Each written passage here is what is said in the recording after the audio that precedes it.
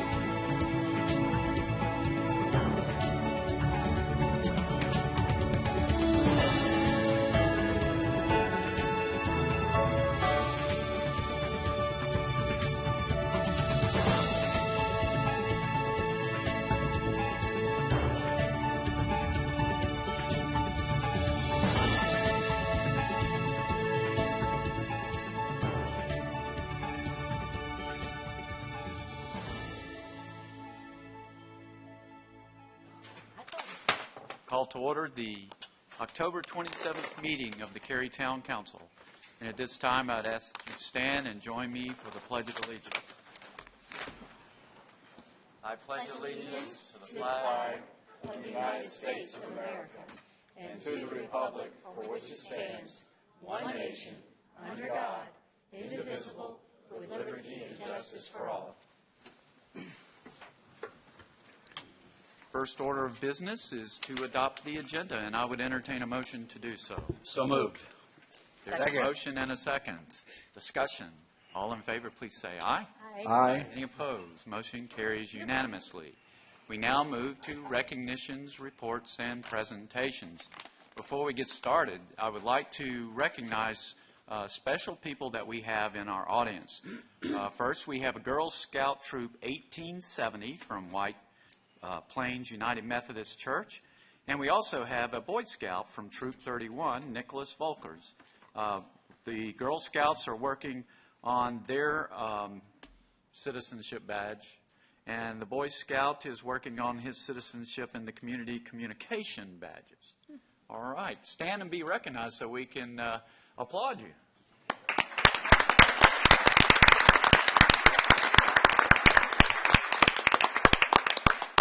Thank you for being here.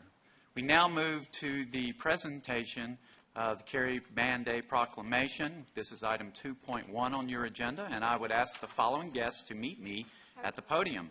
Drum Majors Sarah Moody, Linnea Hollander, and Grace Barnett. Cary High School Band Director Matthew Minnick, and Cary High School Band Booster President Greg Krause, and 58th Cary Band Day Chairperson Sandra Williams.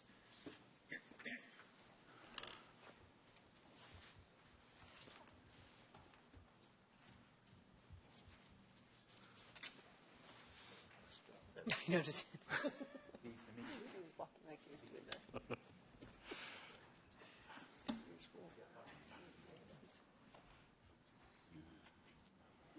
Thank you all for being here this evening. You know, Cary Band Day started 58 years ago. Cary was a very tiny place back then, and it's grown with our town as we've become larger and larger. Cary Band Day has become a thing that people in Cary recognize every year as a special thing. And it means it's a landmark or a data point in your life that you'll never forget. We have two council members that served in bands and competed. March in Cary Band Day. Ken George was on the Cary band, and Ms. Robinson was in a band that competed in Cary. The first time I came to Cary. So it's had a big impact on a lot of lives, and these are just two. So it's a very, very big deal for the town of Cary, and we're so glad that it's part of Cary, and so glad that you're with us this evening. And to honor the event of Cary Band Day, I would like to read a proclamation. Whereas... Hold on there. Whereas the Cary High School Band has proven its musical and marching abilities throughout the years by continuing achievements of both national and regional recognition for its accomplishments. And whereas the members of Cary High School Band have brought much honor to the town of Cary and its citizens while maintaining high school scholastic aptitudes. And whereas music plays an increasingly important role in our world today, it's the language of all the people and one of the greatest forces in creating peace and harmony. And whereas in 2014, the Cary High School Band was the grand champion of the Bassett Bingo Invitation, winning the Best Music, Best Marching, and Best General Effect. The band has also been a Bands of America regional finalist 6 straight years, as well as a Bands of America Grand National semifinalist in 2011 and again in 2014. And whereas in 2016, the Cary High School Band was the grand champion of the Cleveland High School Contest and critique, as well as the class champion at the West Johnson Invitational. And whereas the Cary High School Band will represent the town of Cary and the state of North Carolina in 2016 Macy's Thanksgiving Parade this coming November. That's exciting. Now, therefore, I, Harold Weinbrecht, Jr., Mayor of the town of Cary, North Carolina, do hereby proclaim Saturday, October 29th, 2016, as the 58th Cary Band Day, and urge all the citizens of Cary and the surrounding areas to join together honoring and supporting this long-standing Cary tradition, proclaimed this day, October 27th, 2016.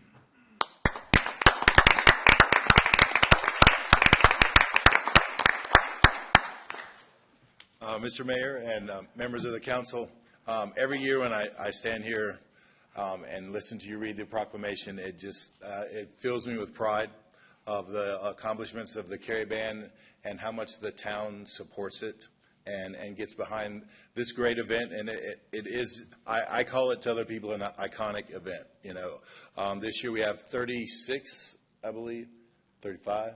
Okay, 35 of the finest area high school bands that are competing. The competition starts at 10:15 in the morning, and Cary does their last exhibition at 10 o'clock that night. Wow. So there are people here, bands here. The music will be echoing throughout the town. It's supposed to be an absolutely beautiful day. So we invite all of you and all the citizens, as you say, to come out and enjoy, because it is a wonderful event. And I will tell you that, just a little bragging moment, we finished today. We just made our recording for NBC of our Macy's routine. Just literally finished that practice, and so we look forward to representing the town of Cary, and the pride that brings for me and for the students and everything, because we appreciate all the support that you all have for us. So thank you very much. Thank you. Yeah.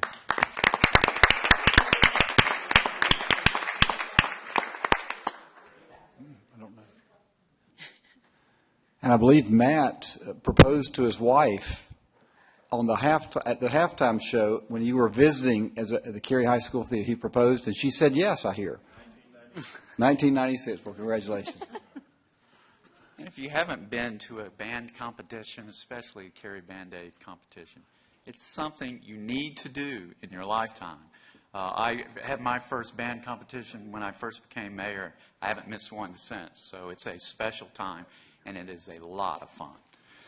Okay, so now we will go to the third item on the agenda, which is Public Speaks Out. We've included instructions for speaking at Public Speaks Out on the printed agenda. And if you'd like to speak at Public Speaks Out, I would ask at this time that you take a seat in the rows to my right that are shown as reserved and follow the instructions on the agenda. Public Speaks Out speakers have 3 minutes each for their comments, and they may speak on any topic as long as it's not a public hearing. I'll enforce the 3-minute time limit to be fair to all of our speakers. There's a timer located on the podium, and when that green light turns yellow, that means you have 30 seconds remaining, and when the yellow light turns to a flashing red light, I'm going to interrupt you, not trying to be rude, but trying to be fair to all of our speakers, and ask that you immediately conclude your comments. If you're here representing a group, I'd ask that one person speak on behalf of the group to reduce repetitive comments. And I thank everyone in the audience for understanding that this is a business meeting. Please do not applaud, make remarks from your seats, or anything else that may distract from this meeting, from these comments, and from council listening to these comments. So now's the time for Public Speaks Out, and I would invite our first speaker forward.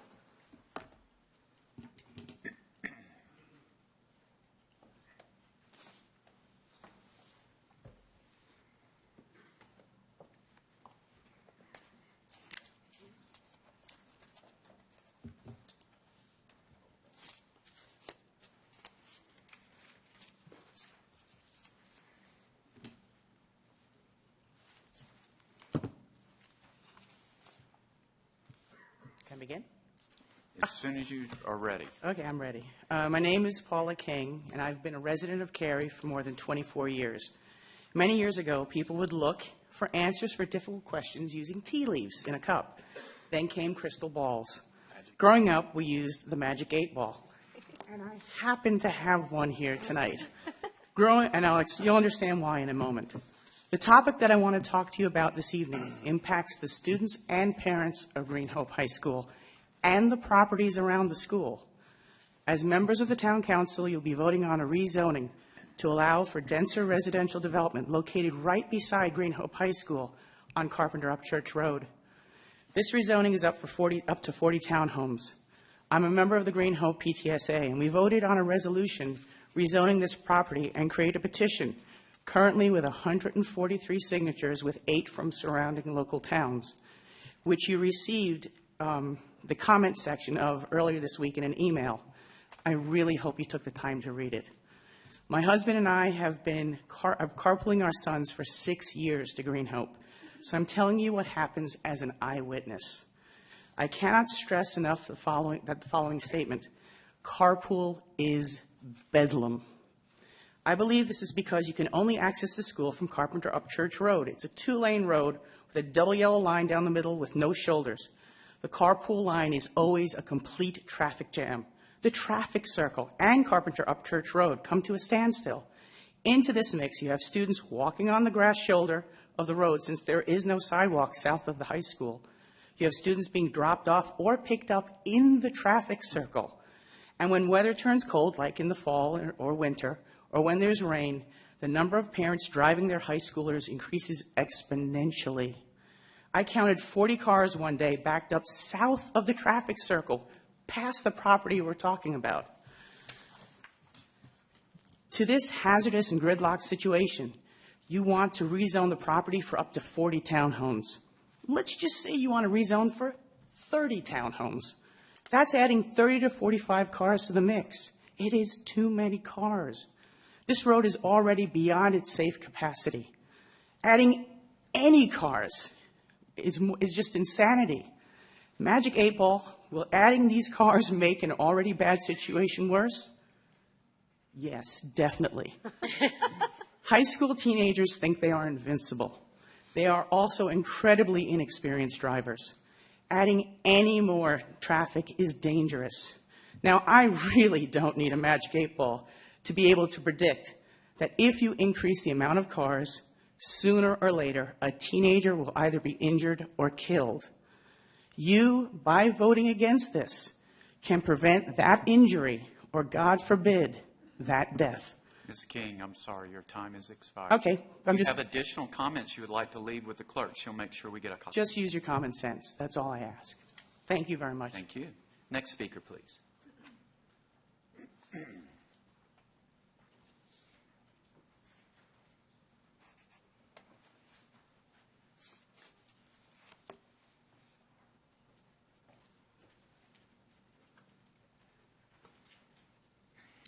Good evening, Mr. Mayor, members of the council. Jason Barron with Morningstar Law Group here on behalf of the applicant in 16, RAZ 17. I apologize, I didn't bring any props with me. However, I did bring a couple of facts related to that case. It is indeed 40 townhomes proposed for 7.7 acres. It is adjacent to Green Hope High School to the north, a railroad to the west. To its south is an active farm, and to its east is a proposed tennis park expansion. It's consistent with the land use plan. The land use plan calls for medium density residential on the site, has for an extended period of time. Imagine Cary calls for similar medium density residential in this location. So it's entirely consistent with what the town's long range plan is for this area. As importantly, I can't think of a better use for the site than townhomes. If it were developed for single-family detached, I think the town would probably end up hearing noise complaints because folks who live in large lot subdivisions don't like to live next to 2,500 student high schools with bands, with football games. The beauty of townhomes in a location like that is that people who live in townhomes already have less of an expectation associated with privacy and quiet because they've chosen to live in a townhome. They share walls with people. There's not that idea of, this is my property, leave me alone. It's not a site that's going to develop for commercial, obviously. It's not an office site. So I would ask that you all, as you consider that case, consider, if not this, then what? Because it has to be developed for something. It's currently zoned R40, which, as we know, is a holding classification. That 40 would allow 1 unit per acre. Again, I don't think large lot, single-family, detached residential is an ideal use next to the existing high school. And so if it's not townhomes, I can't think of another use that the site could be put to. So we would respectfully request you all's thoughtful consideration of the case and ultimately, hopefully, that you all will approve it. Thank you. Thank you, Mr. Barron. Next speaker, please.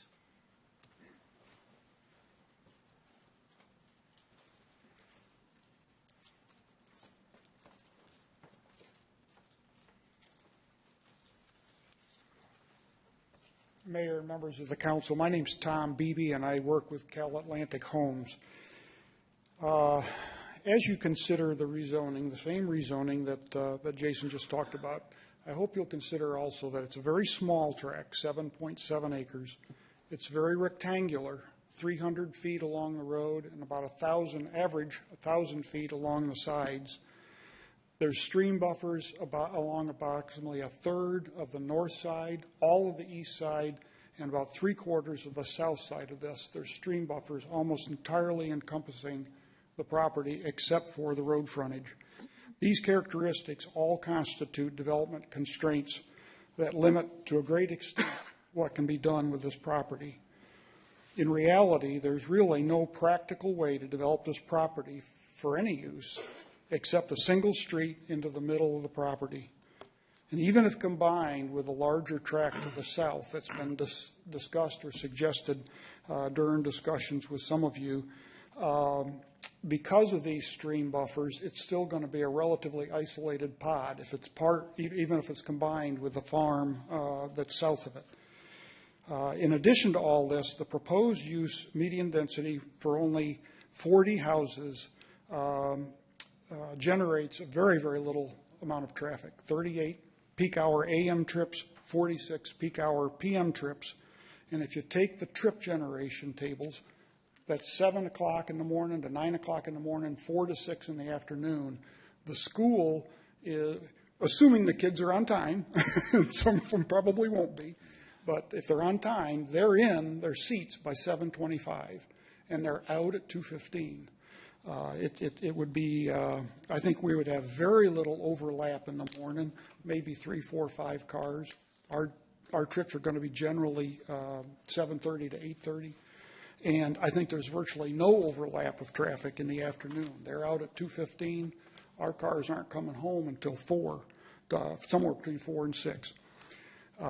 There's no doubt a fair amount of traffic on Carpenter Road due to the traffic.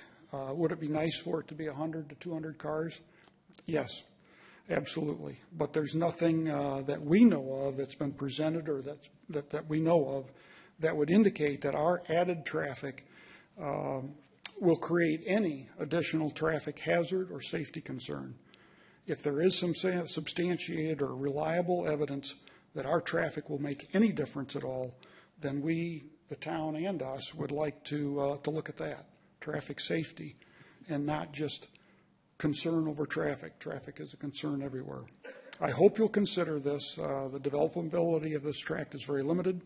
The types of uses are also very limited, and our added traffic is very minimal. Thank you, Mr. Beebe. Next speaker, please.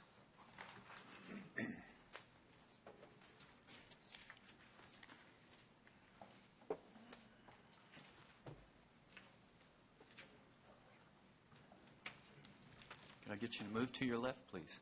Thank you. You're welcome. Good evening, Mr. Mayor and members of the council.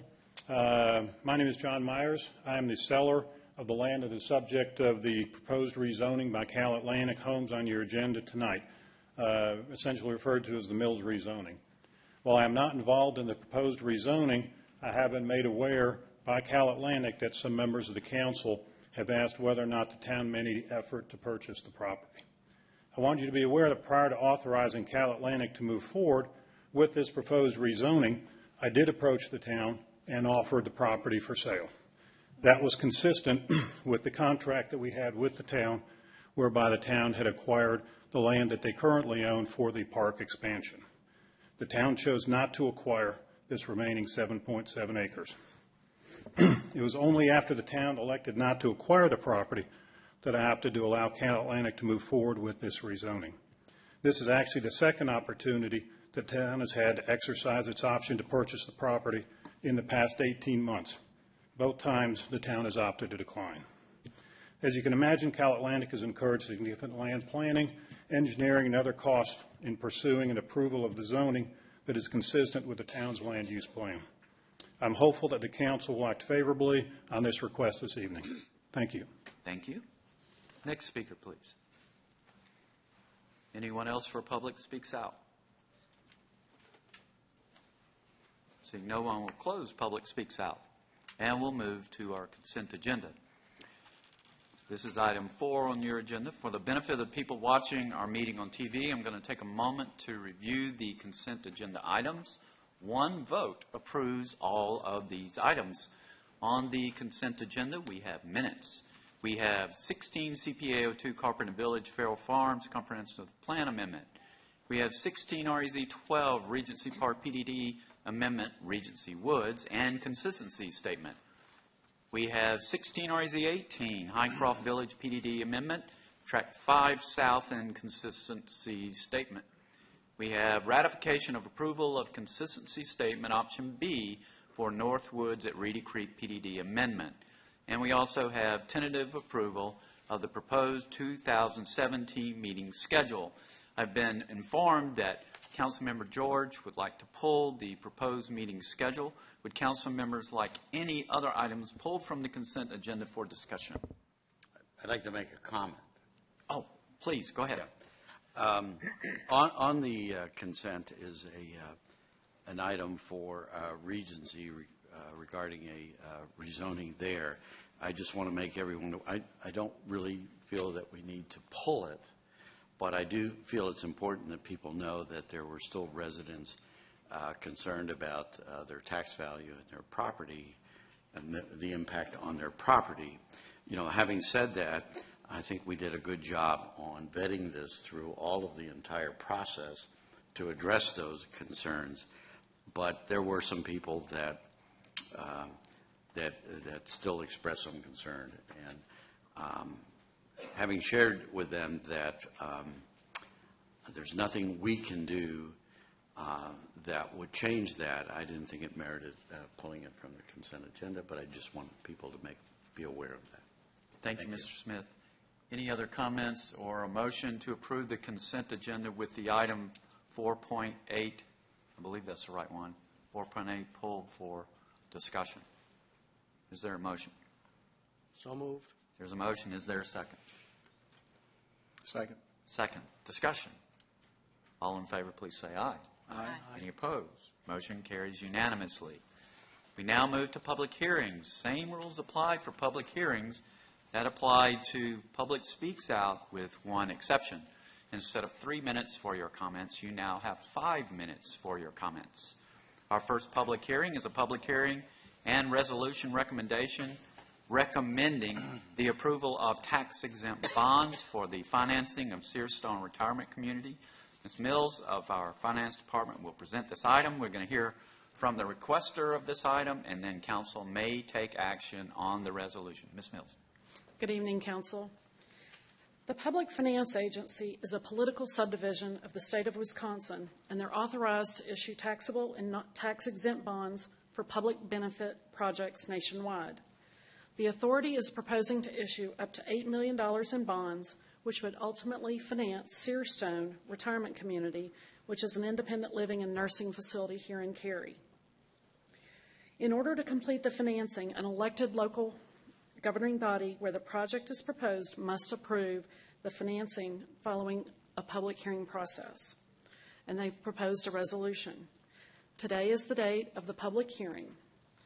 After the public hearing, they request that you consider the resolution that finds that the $8 million in revenue bonds do not constitute a debt of the town, nor require a tax levy or pledge of the faith and credit of the town, nor will it affect the town's debt ratios or our legal debt limit. The town has made no financial analysis of these bonds or the borrower or the project, and that the town approves this resolution solely for the purposes of meeting the requirements of the Internal Revenue Code 1986, as amended, the issuance of not to exceed $8 million in revenue bonds to be issued by the Public Finance Authority for the Samaritan Housing Foundation doing business as Searstone. Thank you, Ms. Mills. At this time, I would like to invite the requester to come forward to make their comments.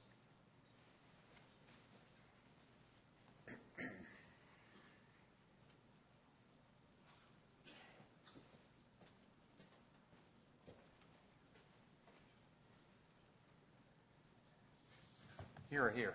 To your left. All right. Thank you. Good evening. My name is Robert Womble. I'm a partner in the Raleigh office of K&L Gates. We're legal counsel to Samaritan Housing Foundation.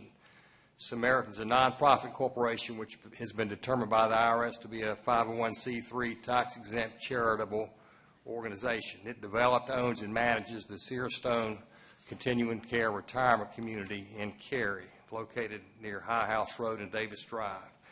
Samaritan's governed by a volunteer board of directors with the exception of the president, who is paid. It serves a public purpose by providing housing and life care for senior citizens in the community. The public purpose is manifested in several ways. First of all, through a financial assistance policy. Samaritan will assist residents who are in need of financial assistance and unable to pay their monthly dues. Second, Samaritan pays each year an amount equal to 5% of the total resident revenues to the Lutheran Community Services for distribution in Wake County to folks in need. And to date, since Samaritan opened the Searstone CCRC in 2013, it's distributed $1 million in that way. The first residents of Searstone moved in the fall of 2013, and the project's rapidly filled. Right now, of the 169 independent living units, only 3 are vacant, and there are 59 folks on the waiting list. In the nursing center, all the assisted living beds are full, and in the skilled nursing beds are also full from time to time. So Samaritan has proposed to expand the health care center to add 15 additional beds, to buy land for Phase 2 of the CCRC. Phase 2 would nearly double the number of beds in the project. And to do that, Samaritan would borrow from the Public Finance Authority $8 million, which would be the proceeds of tax-exempt bonds issued by the Public Finance Authority. And that brings us to why we're here. Pursuant to the Tax, Equity, and Fiscal Responsibility Act of 1982, which is called TEFRA, they added to the law at that time that in order for what they call private activity bonds, in other words, non-governmental bonds, they have to be approved by the applicable elected representative of the applicable governmental unit after a public hearing or other referendum. And so in this case, these bonds could be approved either by the Cary Town Council or by the Wake County Board of Commissioners. Unfortunately for you, Wake County adopted a policy this past January. I provided a copy of it to the town attorney. And under that policy, if a project is located within a municipality in Wake County, they say they're going to defer acting on the request to the municipality since they are closer to the situation. And so that really leads, that's again why we're here with you. But the purpose of the local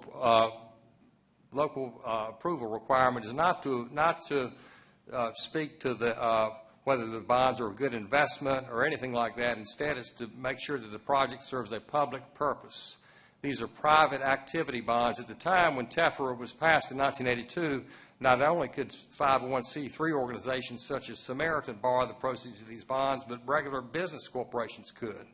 And Congress at that time was concerned that there was a proliferation of these bonds, and a lot of them didn't serve a public purpose. So they said, well, we'll get the local government to have a hearing to approve the bonds, and that's what this is all about. In this case, Samaritan is asking the town council to approve the bonds. The bonds state on their face, and the resolution we're asking you to adopt says that the bonds do not constitute a debt of the town of Cary, and they don't constitute a pledge of the town's taxing power. Furthermore, Samaritan will enter into an indemnification agreement in favor of the town of Cary. We've already agreed on the form of that agreement. I can have the signature for you. I'm certain tomorrow, perhaps tonight, on that agreement where Samaritan will indemnify the town from any loss associated with those bonds. Samaritan's financial status is closely monitored by the North Carolina Department of Insurance. We have to file with them each year a 5-year financial projection, which is backed up by actuarial studies. They ensure the financial soundness of a continuing care retirement community. In addition, Samaritan's nursing facility is regulated by the State Department of Health and Human Services. They have inspections to make sure it's run in a sound manner. Samaritan currently has outstanding around $56 million of tax-exempt bonds. These bonds are held by a handful, less than 5, institutional tax-exempt bond purchasers, mainly tax-exempt mutual funds. And those are the folks who are going to purchase these bonds. So the people that will purchase these bonds are sophisticated purchasers who will make an informed decision before they invest in the bonds. Thank you very much. I believe we have several residents here who are also going to speak on this matter. Thank you. Now's the time for the public hearing. Resolution recommending the approval of tax-exempt bonds for financing of Sears Stone Retirement Community. And I would invite our first speaker forward. Anyone to speak on this item?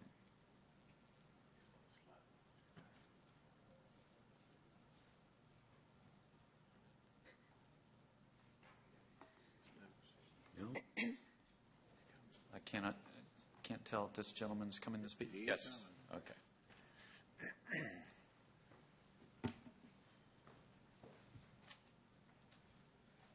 Good evening. My name is Dave Wolf, and I've been a resident of the town of Cary for 32 years now. I'm a resident at the CCRC in question, moved into Sears Stone. My wife and I moved into Sears Stone in November of 2013 as the place was being opened. Right now we have 268 residents. They are all aware of this situation. They support it, and I would ask that this motion be adopted by the community. Thank you. Thank you. Next speaker for this public hearing. No additional speaker. Anyone else? Seeing no one, we'll close the public hearing and open it up to council members for questions, comments, or a motion. If there's no comments, I'll make a motion. Go ahead. I just have one comment. Go ahead. This is the second or third one of these that we've done, and now I really appreciate the gentleman for bringing up the information about why we're getting them, because the last time we got it, I think it was because it was an emergency and Wake County wasn't going to have a public hearing, didn't have time. I think it was for charter school, math and science school. So I would just ask, not that we get that many of these, but we've had 3 of them in the last year and a half or so. Maybe we could just, instead of having to pink slip these items for the future, maybe we could just have a policy that says, sounds like we're going to get them all from now on, since Wake County's not going to do them. If staff would look at putting together a policy so we don't have to get a call from a resident and then have to pink slip it, et cetera, et cetera. So if staff could do that, that would be very helpful. We'll be happy to do that for you. Thank you. Anything else? Mr. Smith. I make a motion that we approve per the guidelines set out by Karen Mills. Second. Motion and a second to approve the resolution. Discussion. All in favor, please say aye. Aye. Any opposed? Motion carries unanimously. Thank you, Ms. Mills. Do we need that? Do we need a motion of what Councilman Bush suggested? to not pink slip it? Because that's something we need to make a motion so that it's So clear. would you like to make a motion to I direct? That's or staff. Staff has pretty clear direction Yeah. based on Ms. Mills' Yeah. comment. What do you need? Mr. Stiegel, are you good with that? I understand, but Ginny and I have spoken before, it never hurts to have a motion, but Okay. How about a motion? I'll make a motion that we put, that staff puts in place a policy to, regarding upcoming funding requests that used to go to White County. I'll second it. There's a motion and a second. Is that motion clear? Ms. Mills looks a little confused. Yes, sir. And the discussion being that in the past, none of these had a liability to the town. Right. So Correct. we're doing this in a perfunctory way to meet federal codes. Yep. So I just want to make sure that as part of that, there's no liability to the town. Right. Yes, absolutely. Okay, we have a motion and a second. All in favor? Aye. Any opposed? Motion carries unanimously. Thank you, Ms. Mills. Thank you. We now move to our second public hearing, 5.2, Round 35 Land Development Ordinance Amendment. And Ms. Bierman of the staff will introduce the item. Council will not take action tonight, but will refer to our Planning and Zoning Board Advisory Board. The item will return to council at a future meeting. Ms. Bierman. Good evening, Mayor and Council. This is the Round 34 LDO amendment that relates to our sign ordinance. In 2005, as you know, the United States Supreme Court did issue an opinion in the case of Reed versus the town of Gilbert. And in that case, that town's sign ordinance was found to be unconstitutional because various temporary signs were treated differently based on the message contained in the sign. This has caused local jurisdictions all over the country to take a look at their sign ordinance, to look at changes that are needed to reflect that decision. We have done that. We looked at our ordinance in consultation with an attorney who's actually an expert in First Amendment sign law. And as a result, we have are proposing changes to our ordinance for this reason. In terms of the general changes, we are proposing to delete our existing 3 chapters of sign ordinances, chapters 9A, 9B, and chapter 9, and make revisions and combine those changes into one new chapter 9 that would replace all of those existing regulations. In terms of the nature of the content, the only real substantive changes come into play with the temporary signs. The changes in the permanent sign section are in form and the way things are put together and explained in the ordinance, but there are very minimal changes of any substantive nature. I'd like to go over briefly their temporary sign regulations that are changing, and this is a new approach that would simplify the temporary sign regulations and have a focus more on the number of signs allowed. And what we're proposing would be allowing up to 8 temporary signs on residential property and 4 on non-residential property. And on any individual parcel, there could be 2 of those signs with a commercial message, and then the remainder could be any message of a non-commercial nature. On the residential properties, the size of the signs would be limited to 5 square feet. This is consistent with what we require now. On non-residential properties, one of the permitted signs could be up to 16 square feet, and then the remainder would be 5 square feet. In all cases, the height limit would be 42 inches, and we propose to add 2 provisions that we don't have in the ordinance now, one being a 5-foot setback for the sign from property lines and a 15-foot separation between signs. So that is just kind of the summary of those more substantive changes in the amendment. In addition, there's some text changes that would expand the purpose and intent of the ordinance to reflect these changes, update definitions and other administrative provision. We would clarify the prohibited sign types and then rename and reclassify several types of signs to work together with the chapter, and also provide a consistent minimum sign area in all zoning districts. I'm sorry, there's a slide missing here, but excuse me. That concludes the Round 35 amendments. I was moving on to Round 36, but that concludes the Round 35 amendments. So following the public hearing, we'll be available for questions. Thank you, Ms. Bierman. Now's the time for the public hearing for Round 35 Land Development Ordinance Amendments. And I would invite our first speaker forward. Anyone to speak at this public hearing? Seeing no one, we'll close the public hearing. Ask council if they have any questions or comments. Just a question for clarification. It says residential properties get 8 signs, but non-residential get 4. I was just curious, how come the residential gets more than non-residential? We're still trying to look at aesthetic and traffic considerations that we have for signage.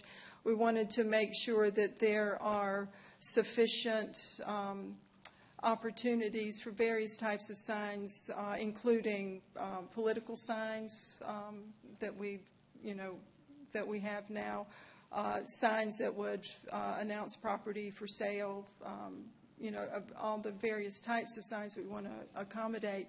We felt that by having too large of a number for non-commercial or for commercial properties, that it started to create opportunities to have more sign clutter, where there would be more of an opportunity for, on the non-residential parcels, to increase to that clutter. So we were trying to keep to the minimum number of signs that we felt would be consistent with the Supreme Court decision that we could work with. So would this proposed change then limit the amount of political signs that a resident could have on their property? There would be no distinction between political signs and any other signs. There would be 8 signs. They could have 8 signs total. So there could be 8 political signs on a residential property, provided that the setback and separation requirements would be met for the individual signs. So if there were 6 candidates running for office, their house was for sale, and they were having a yard sale? In that case, they could have 2 commercial signs, one for the yard sale and one for the house for sale. And then the remaining 6 signs could be anything of a non-commercial nature. They could all be political signs. They could be any other type of free expression sign, any sign that wasn't a commercial sign. And go ahead.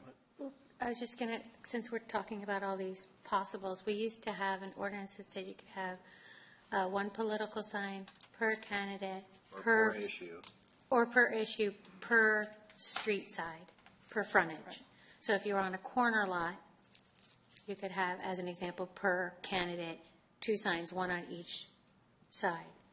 Are we abolishing that, or does that go along with the 8? Is it now 16? It goes along with the 8. The way that as this is proposed now, per parcel, there would be just a maximum number of signs that could be used for that purpose, not based on the actual. Okay, I guess sides of it seems like my concern is, and maybe you can, as this moves forward, address that or alleviate that.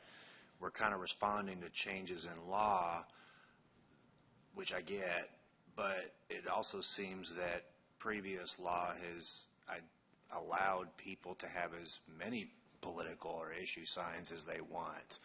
So I just have a concern that if we were to, approve this and limit folks' signs to 8, then we open ourselves up to another legal challenge, say when you have that election when there's 9 candidates on the ballot or something like that. And I don't really know that this is even an issue. That I can't say I've ever seen a house that had 9 political signs in the yard. Well, 1 or 2 maybe, but the civically obsessed. But I worry that we would be then go through all this process to create a new ordinance and then be challenged again. So that's just a concern I have. If I can Please. speak to that briefly. The reason that we're doing this is due to the challenges that have come forth and one of the issues that everyone is having to deal with in relation to the decision is that we can no longer look at the signs and distinguish The content. the content to the point of them being political signs versus not political signs. Got it. I brought that up as a comparison just to try to illustrate some comparison of where we are now versus where this is taking us. In terms of the political signs that are currently allowed, theoretically, there's no maximum limit because it all depends on how many issues and how many candidates. And by going to a specific number, since we can't regulate any longer or regulate anything based on the message, we're trying to find the proper balance to give enough and yet maintain our goals of having the aesthetic values met in the community. Yeah, I get where you're coming from. It's kind of like the two-dog limit thing all over. Yeah, right. But the question I have is, why are we allowed to distinguish content based on commercial versus residential if we're not supposed to be looking at the content? It has been the advice that we've been given with that is that a very limited amount of discretion, at least to determine, to be able to read a sign just for the purpose of determining is it a commercial message versus non-commercial. And you would need to do that as well to determine if something is off-site versus on-site. So there's very limited discretion that it's been determined that we do have, and we're trying to take advantage of that to the extent we can, but only commercial versus non-commercial. So if you were a residential property, for example, your commercial sign could be for sale, your property for sale, or your open house event, as an example. Whereas on a commercial property, you could have your special of the day on a sign, but you couldn't have that on a residential property. So we could, distinguish that it's for a commercial purpose, but beyond that, we wouldn't be able to look at the content of it at all. Let's say I was a somewhat politically active small business owner that wanted to put political signs at my business, and there were 10 candidates running that I liked. Does that prohibit me from doing that? You would only be able to put up 8. I'm sorry, on 4. On your commercial property, you would only be able to put up 4. But they could be bigger. Does this open? But one of them could be 16 square feet. There you go, billboard. And if I'm so glad we're making it easier. If I can interject, the signs can be double-sided too, and there's no restricting the message on either side. So you can list all the candidates on one sign. Yeah, but all the political signs is the same thing on both sides, so you could glue them together, cut them apart. Tape them. So my question is that this is dealing with temporary signs. We still have that concept, and if so, what is the time limit, and did that get challenged? Right. We don't, for these types of signs, there's not a time limit requirement. Does temporary mean they come down Christmas Day only or something? Yeah, what's the definition of temporary then? Yes. Till the neighbor complains. I think we're looking at these as with the signs that you would, like on the post that you could stick in the ground that could be easily, up and down and removed, not of. Temporary deals with the structure, not with the time limit. Yes. Yes. For permanent signs, we require, more durable materials. We require, for ground signs, for example, that you are, matching with the building, design parameters. And these don't have those color and design restrictions. So they're temporary in nature. They can be pulled in and out of the ground. So are we changing the guideline that we currently have that political signs have to be removed 10 days after the election? that provision would not be there, because if this is adopted, there would be no no sign category that's a political sign. All signs would be equal. They would all be created or treated equally. So a disgruntled Politico whose candidate lost and just wanted to irritate his neighbor could put 8 signs on the edge of his property pointed towards his neighbor's lawn indefinitely. 15 feet apart. 15 feet apart. That's a concern that I have. We don't have any requirement like that today, do we, as far as spacing the signs? We don't have a spacing requirement, and one reason that that we looked at that is so that you could, if you have a very small lot, to keep from putting a big cluster of signs in one corner that would be more cluttered looking, you could, by having them 15 feet apart, then that may limit somewhat a large row of signs going down a small property and being repeated. You could still have your 8 signs, but they would have to be staggered in some way if you didn't have sufficient lot width of 15 feet times 8. They would need to be staggered if you wanted to take advantage of every sign that you were allowed. So it would at least try to the extent that we can, balance out the clutter aspect and the appearance of it and the aesthetics of it. So perhaps there could be some really small lots that wouldn't even be able to fit 8. Well, they could still fit them. They may not be able to fit them right at the street right of way. They may have to stagger them back. One's on the porch, one's on the roof, one's on the... Mr. Stegall. Yeah, thank you, Mr. Mayor. Kind of provide a summary again, is that, so the Supreme Court was very definitive in that modern sign ordinances for communities like Cary all across the country were unconstitutional because it was regulating free speech. They treated that as it's a free speech issue. The problem is they are not definitive on what an acceptable replacement looks like. So I want to make sure the community and the council understands that this is something that all communities are going to be, this is not going to end for, I would imagine, several years as this plays itself out. We're waiting for the next lawsuit.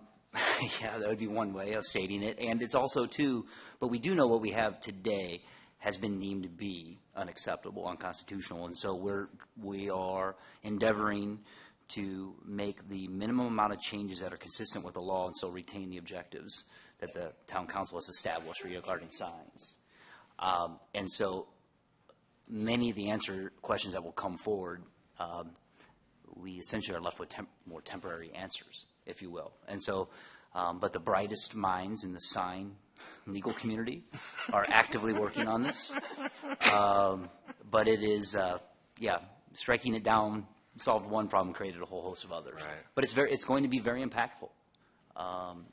The sign regulations certainly, it's obvious to me, and Cary have played a very pivotal role in the appearance of the community and on our expression of what it means to develop in Cary, not only from a commercial perspective, but from a residential perspective. So we're taking this step by step. Yeah. Well, Mr. George.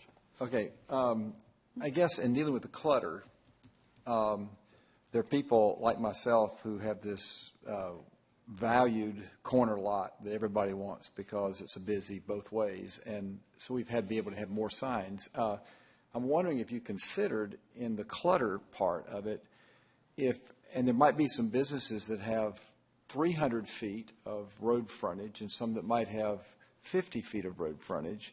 Right now, they're both limited to 4 as businesses, and the clutter factor is still 15 feet apart.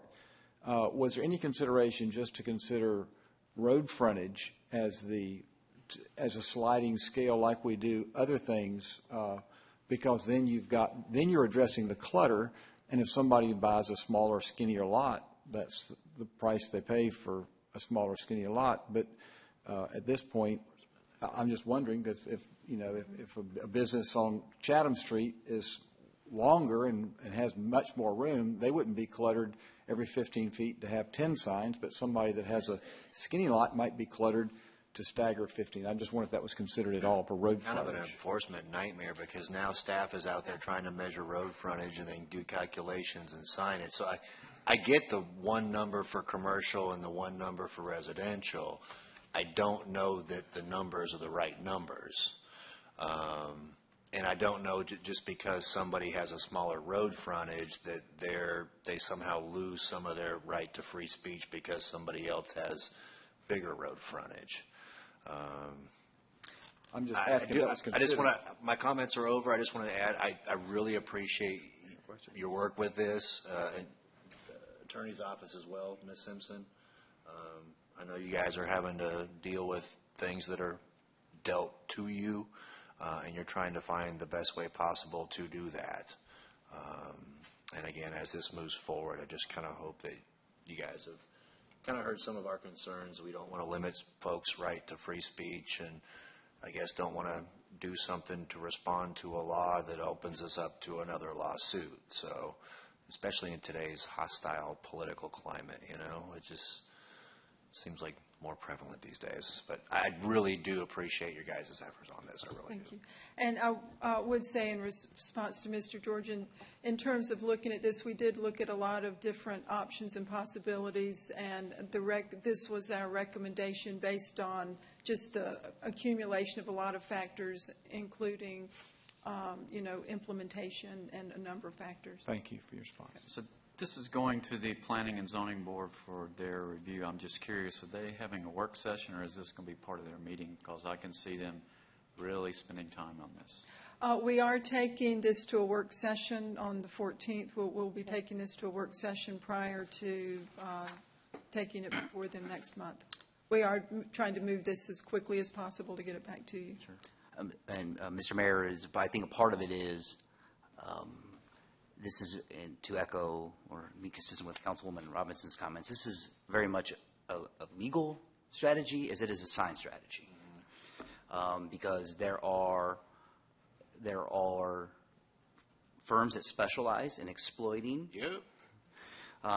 deficiencies in municipality sign ordinances, and so we will be working with the board to help them understand is that we believe, on the advice of our experts, not only our legal experts internally, but also those we work with, is that this represents a good legal strategy as a defensive position that is most closely mirrors what you already have.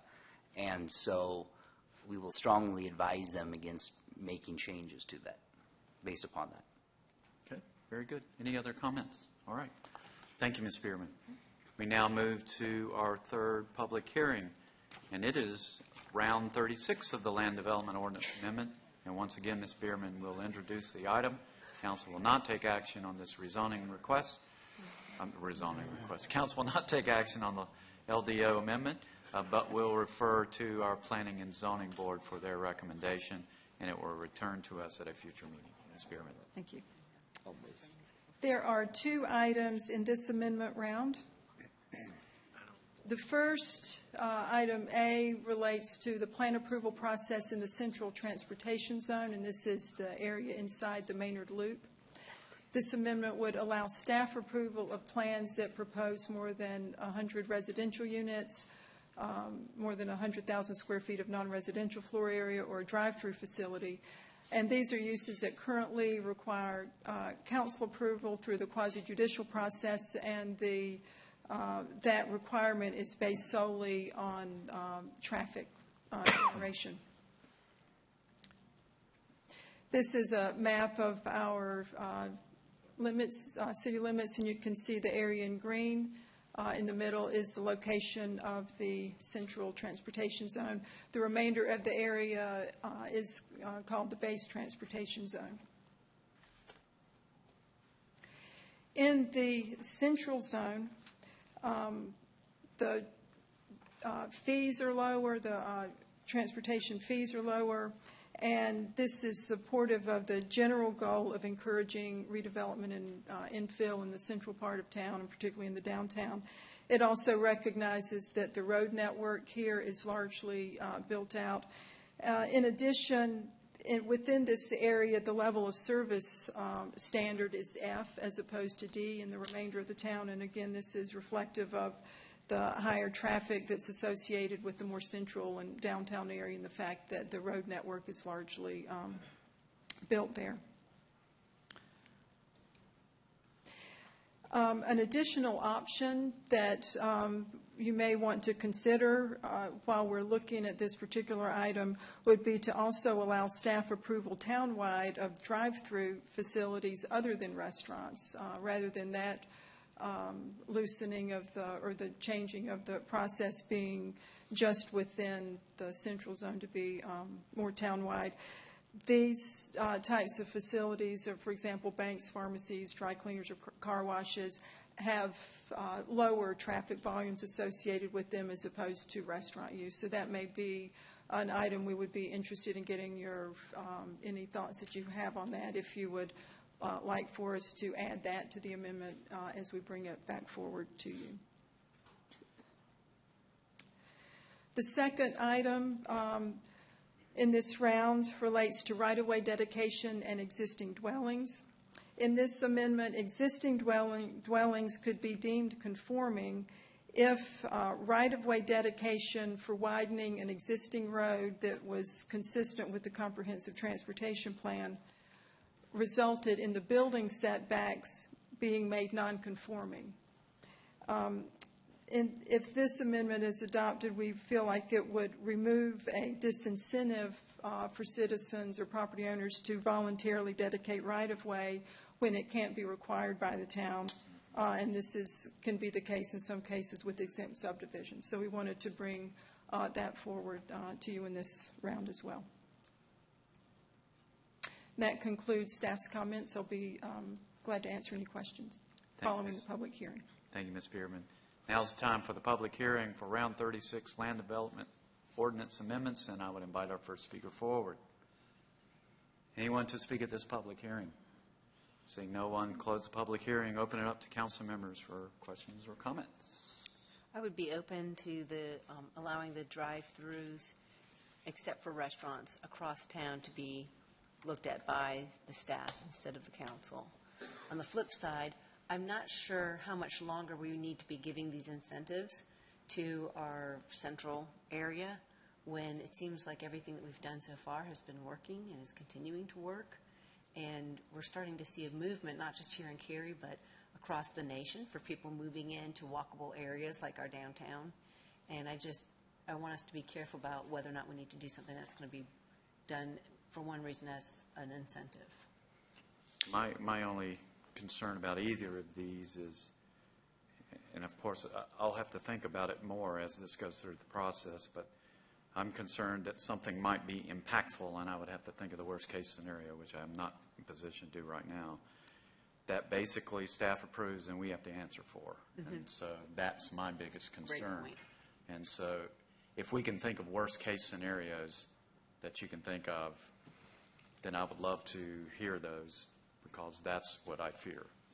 To Ms. Robinson's comments, I agree with what you're saying, but I do think that we are seeing a movement towards downtowns that livable, walkable environments, because cities are making a more of a focus on it and trying to encourage it and incent it. And I think a lot of the work that we've done over the last 8, 10, whatever years, we're starting to bear the fruit of that now. And I'd really hate to kind of nip that in the bud and cut it off right now. I'm not saying undo anything we're already doing. I'm just, I hear you. Let's be careful. I don't disagree with you as far as, you know, the banks and stuff like that. Maybe the restaurants could still come before council. That's reasonable. There's restaurants I'm sure where they had a drive-through we would not have a problem with, and there's some we probably would, or at least would like to have council oversight of that. To item B, allowing businesses to remain conforming just given road widening and setbacks, to me that's a common sense no-brainer thing. As soon as a business or a building is made non-conforming, the business owner, landowner doesn't want to invest in it because they're terrified that if something happens to it, they can't rebuild, they can't expand, they can't do things. So to me, item B makes total sense. I think the discussion is with item A, but I think for the most part, I agree with what's being proposed. I'm not really married to either one on whether it's across the board or everything but restaurants just yet, but I'd like to hear more about it. So item B is a no-brainer for me also. And as far as item A, drive-throughs for administrative approval, I'm fine with that, and I go along with your additional option as well. No question about it. As far as the size business, the 100 residential versus the 100,000 going through administrative approval, I'm a little uncomfortable with that. I wondered if there were some examples of some of the quasis that we may have seen in the past because of that reason that maybe we would not be seeing in the future. That might make me feel more comfortable. I can certainly find some, see if we can find some examples of those, or at least for planning and zoning time. And okay. Yeah, give us both. Give us examples that we've seen that would be the types that would be allowing staff, and the worst case ones that we fear. But also, we've also, just to piggyback on Mr. Yerma's comments, we've got the Cary Town Center property, we've got the state property, and a lot of some of these other properties. Actually, those would be just out of the central zone, I guess, with Maynard. But there are properties just inside of that, like where the Ollies, right? Which we actually had that great exercise the last work session. Mayfair. Where they could have. Mayfair is another good one, where somebody might want to propose over 100 units or 100,000 square feet. But knowing that they have to come to a council meeting for a quasi-judicial might be a disincentive or something that, or at least doesn't incent them to start the process and get things going. So I appreciate your concerns, but I don't know that it's as big a concern to me. And I think, if anything, doing away with those requirements may incent the type of redevelopment that I think we're looking for. As long as we've got, good rules and regs and design guidelines and all that kind of stuff in place, so that ultimately when people look at that rule book and know what we want in our land use plan, and then they deliver it. So, yeah. No, you may be 100% correct, but I don't know if somebody wants to develop something that large, whether quasi-judicial hearing is going to stand in their way necessarily. But I hear you. I'm not sure either. I don't think it's the cost of it. I don't think it's the time of it that stands in their way. There's the political what if, I think, is the potential disincentive. Because I think, as we're all aware, redevelopment is a pretty controversial, can be a touchy thing for joining neighborhoods and to other property owners and such. And so it's the not knowing. It's not the cost and the time. It's not knowing at the end of the day, after they go through all that, will they get the 4 votes or not? So. No, you may be entirely right. That's why I'd like to just see some examples absolutely. And put my mind at ease. I do see, Mr. Uhar, the pickle you're in over this, and share some of those same concerns. I do. Any other comments, questions? Okay, this will again go to the Planning and Zoning Board for their recommendation, their review and recommendation. Yes. Thank you, Ms. Spearman. We now move to our 4th public hearing. It's the rezoning request, 16 REZ 25 Arbors at Cary, Wren Drive. Mr. Dry will introduce the item. Council will not take action tonight. Instead, we're going to refer it to the Planning and Zoning Board for their recommendation, and it will return to us at a future meeting. Ms. Dry. Good evening, Council. For your consideration is a request to rezone approximately 1.17 acres from office and institutional conditional use to residential multifamily conditional use. The subject properties are located at 200 Wren Drive and an unaddressed parcel to the east on Wren Drive. You can see the properties highlighted here in yellow. We have Wren Drive. The one portion of the property that's requesting a rezone is right here along Wren, and then there's a small 0.21 acre parcel to the east that's vacant. And these are just west of Kildare Farm Road. This is an aerial of the site. On these properties, this one portion of a property is the office used for the Arbors at Cary apartments. You can see the Arbors at Cary apartment complex to the north here and to the west. There's this small parcel that's vacant right now and wooded And then to the east of the properties is the U.S. Postal Service property. I should note that this parcel here with the existing office is actually part of the larger Arbors at Cary property. The property currently is split zoned. So the current zoning for the properties is office and institutional, as you can see with this O and I here. And then the smaller portion, this smaller property to the east, is office and institutional conditional use. The condition that's placed on this property to the east is that it needs to abide by Town of Cary watershed regulations, and it was put in place many years ago, I believe back in the 80s. So again, this property here is split zoned, with a larger portion of the property being zoned RMF, or residential multifamily, and then smaller portion zoned O and I. The applicant is proposing to rezone the properties to residential multifamily conditional use. Their intention is to renovate and expand the existing office building and also build a recreation facility, so a small pool associated with that, for use for the current apartment complex on the site. They've crafted conditions to solidify their intentions. So they're limiting the land use to office and recreational uses, with the condition that both uses need to be ancillary to the existing multifamily development, which is the Arbors at Cary apartment complex. The future land use plan designation is high-density residential and office and institutional.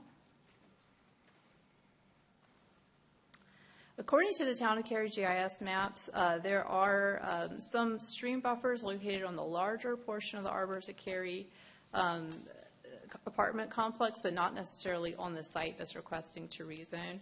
However, field determination of these features will be made at the time of development plan review.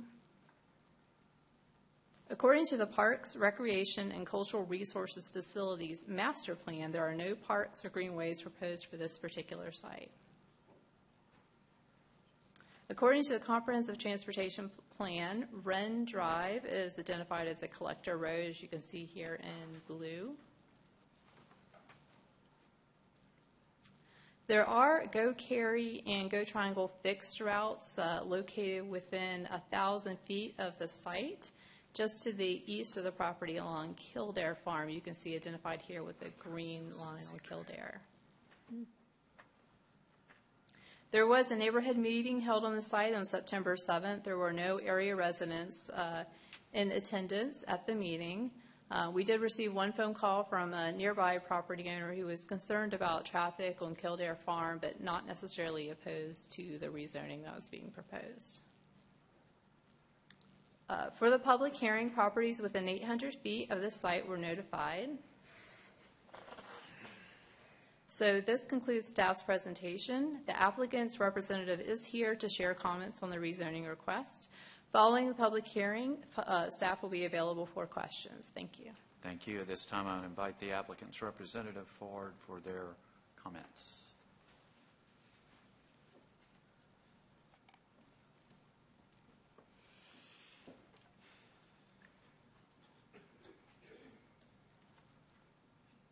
Hello. My name's Tommy Wing, and I'm an architect, and the owner of the Arbors apartment community has designated me as their authorized agent to represent them. I was originally contacted by the owner to help them to see what they could do to improve their property for the residents. Of the 17.75 acres of land on which this apartment community sits, which is currently zoned as residential multifamily RMF, there's a small corner portion, as we mentioned, that is zoned as office and institutional O&I. And on this portion of the property, there is currently a small 1,200 square foot building that currently they use as their leasing office. In discussing with them what they would like to do, it was clear that they had in mind to use this portion of their land in a way that would serve as an amenity for the residents. The facilities typical of a small-scale apartment clubhouse would be in line with what they would like to do. During this process, we found out that under the site's current zoning, they would not be allowed to do any development that would be a recreational use. That's why they're seeking a rezoning from office and institutional to residential multifamily conditional use. I want to make mention of a few things regarding the history of the property. One of the first things I did in looking at a potential project was to research the property's history. I found that the current building being used as their leasing office has existed on the site since the early 50s and appears to have originally been a single-family residence. During the mid-'80s, the owners of the property at the time had the parcel rezoned from what was a residential zoning to the OI zoning.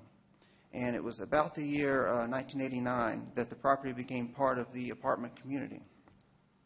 The existing building was kept, and the site and building were renovated at the time to become the leasing office, which they are using now. The site still serves the community in this capacity, and I've observed that the building maintains that residential character, and the features of the land seem to give the feel of a residential community setting. The present desire of the community is to provide the residents and community staff with amenities that are typically expected of such communities. However, with this portion of their site currently zoned as OI, it is difficult for the community to have any improvements done that would be related to the rest of their property beyond the current leasing office functions.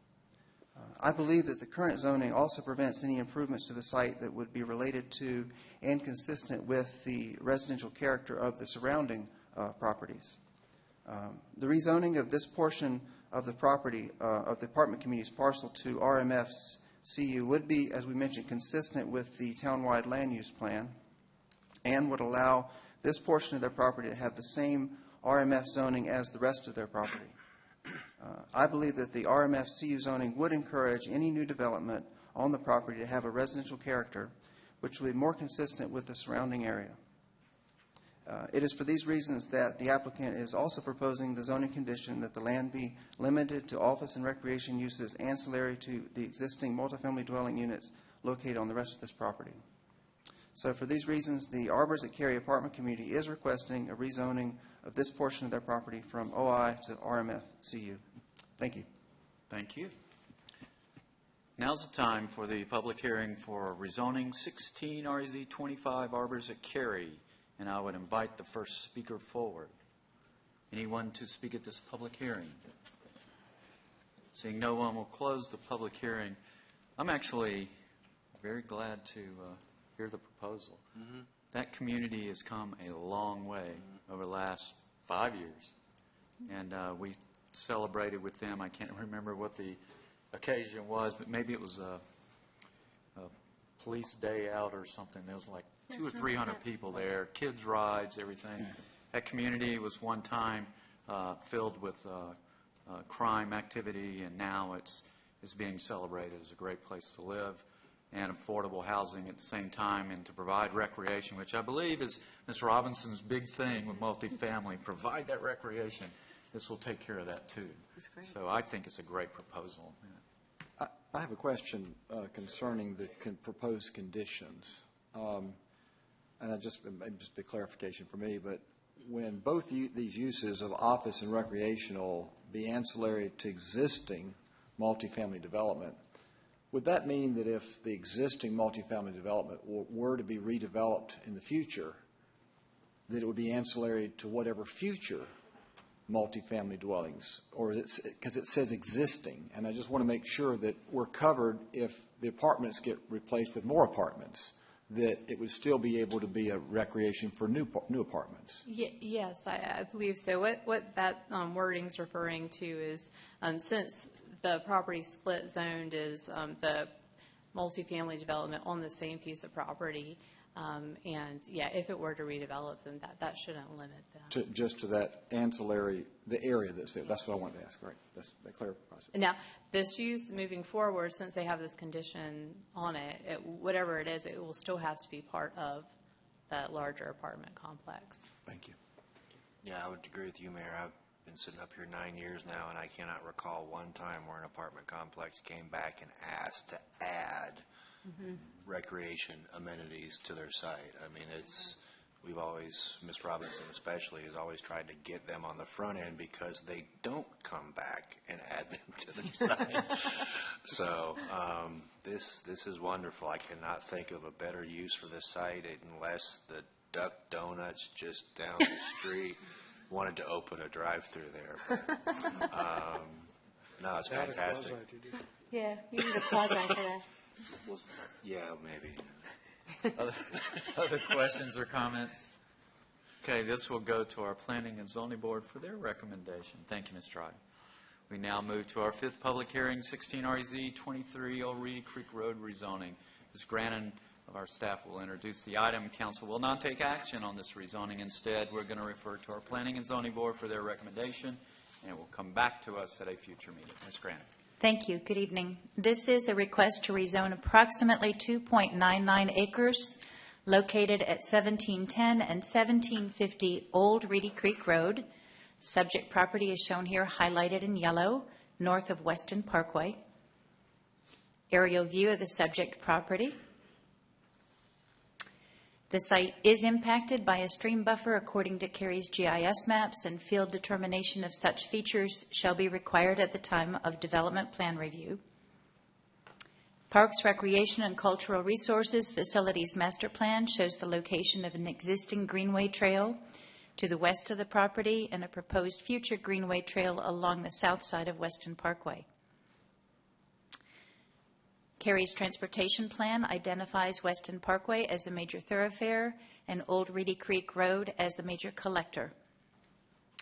And this shows you the existing transit route along Weston Parkway.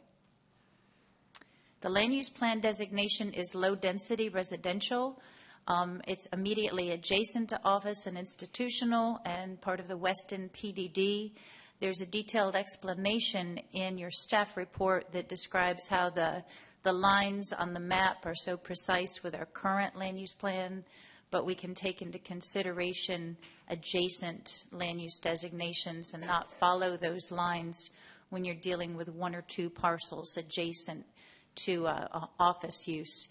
And this was something that we saw with the Creech property, you may recall, on Cary Kildare Farm Road, where you had a residential use, because the land use plan came long after the zoning was established for these houses.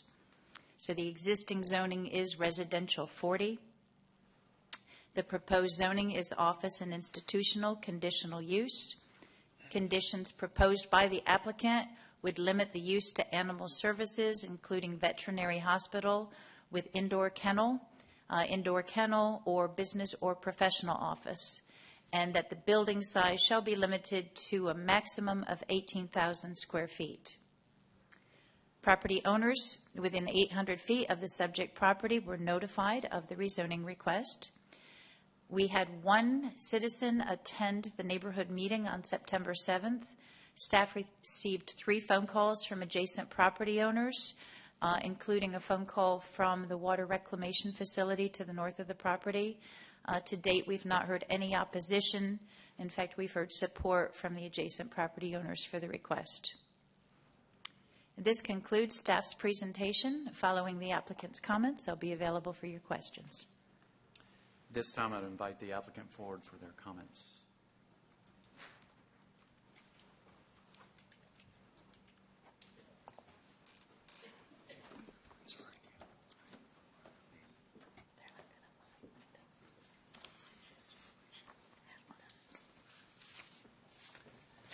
Good evening, Mr. Mayor, members of the council. My name is Don Mazzell with Withers Ravenel. I'm a land planner with Withers Ravenel.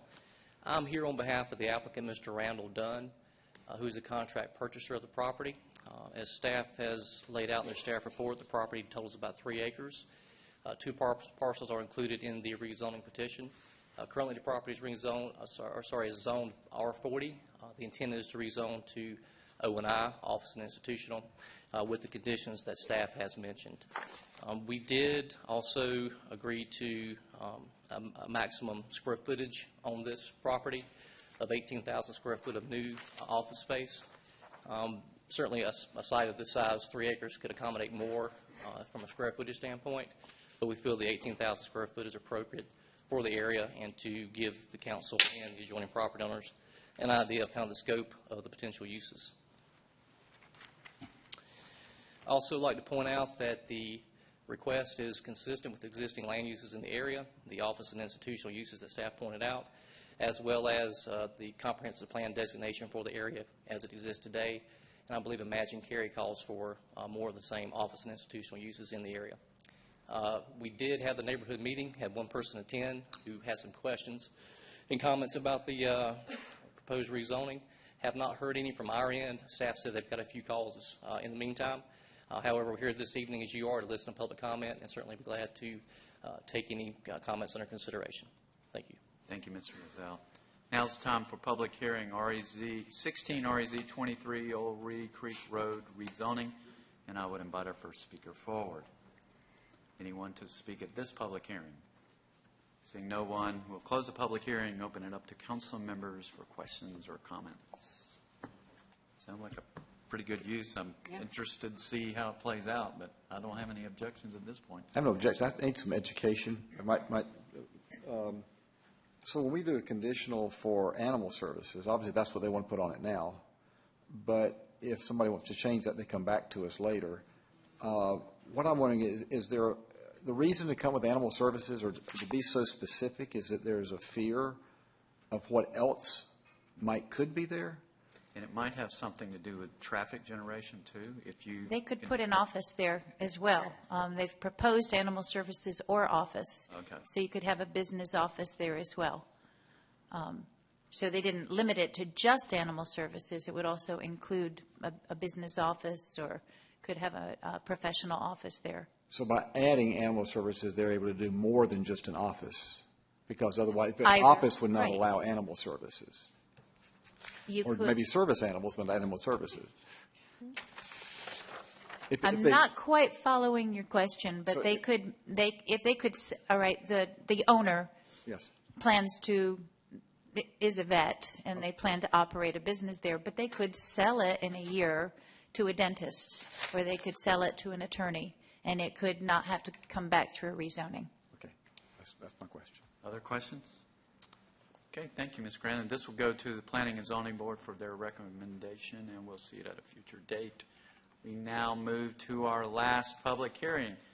It is the right-of-way closure at Wilson Road. Ms. Lunsford of our staff will introduce the item, and council may take action. Ms. Lunsford. Good evening, and thank you, Mayor. Tonight, we are here to hold a public hearing for the closing of a portion of Wilson Road. The site is located near the intersection of Chapel Hill Road and Northwest Cary Parkway. Here is the current configuration of Wilson Road. The yellow area is the proposed closing, which is a little over 1/4 of an acre. This slide shows the proposed closing in more detail. A residential subdivision called Wilson Place is planned for this area. The subdivision has lots located both in the town of Morrisville and the town of Cary. The developer, Cal Atlantic Homes, desires to build new streets and other infrastructure within this neighborhood that necessitates the removal of a portion of Wilson Road that traverses through the subdivision so that the new streets can be built. Once the new subdivision streets are completed, they will connect to the existing section of Wilson Road to the north, and neighborhoods in the area will regain access to Chapel Hill Road. During this construction, homeowners living north of the proposed closing on Wilson Road will access Chapel Hill Road using Flip Trail to Fairbanks Road. The town will reserve its water line. AT&T and Time Warner Cable agreed to relocate their utilities. Comments were received from citizens that are concerned about the immediate impacts of closing Wilson Road before the connection is made to Chapel Hill Road. If council has no questions for me, I'll turn the public hearing over to the mayor. Okay. Thank you. Now's the time for the public hearing for the portion of right-of-way closure at Wilson Road, and I would invite our first speaker forward.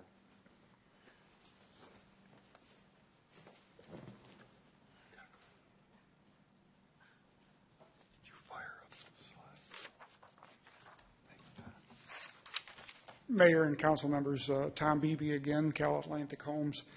This is one of the last steps in a arduous and long process that's taken over 3 years. On this first slide, you'll see basically the existing location of Wilson Road in orange and the realignment, the partial realignment of Wilson Road in blue. During the Woods at Fairbanks, to the east is Woods at Fairbanks. That plan was approved by Cary and Morrisville. And in that planning process, it was determined by both towns that Wilson Road should be realigned. And in that, that alignment was set during our construction, site plan and construction drawing process. And that blue area that's shown on that drawing is now presently constructed. It's on the ground, and Woods at Fairbanks is complete and fully built out. The next slide is the next step in the process. Wilson Place is next door to Woods at Fairbanks. And it shows, on this slide, it shows the existing location of Wilson Road, again in orange, the existing location of Wilson Road that's actually constructed, the northern blue strip there, and the part of Wilson Road relocation that will be constructed with Wilson Place is the southern blue strip there. And then the interior street in purple will be the kind of the alternative to Wilson Road until the missing link between the two blue strips can be built. The missing link exists on or lies within the property of David Rakowski. I've met with David a number of times over the last several years. He does not wish to sell. I've tried, but he does not wish to sell, and he will not convey or donate, dedicate the right-of-way. So that cannot be built at this time.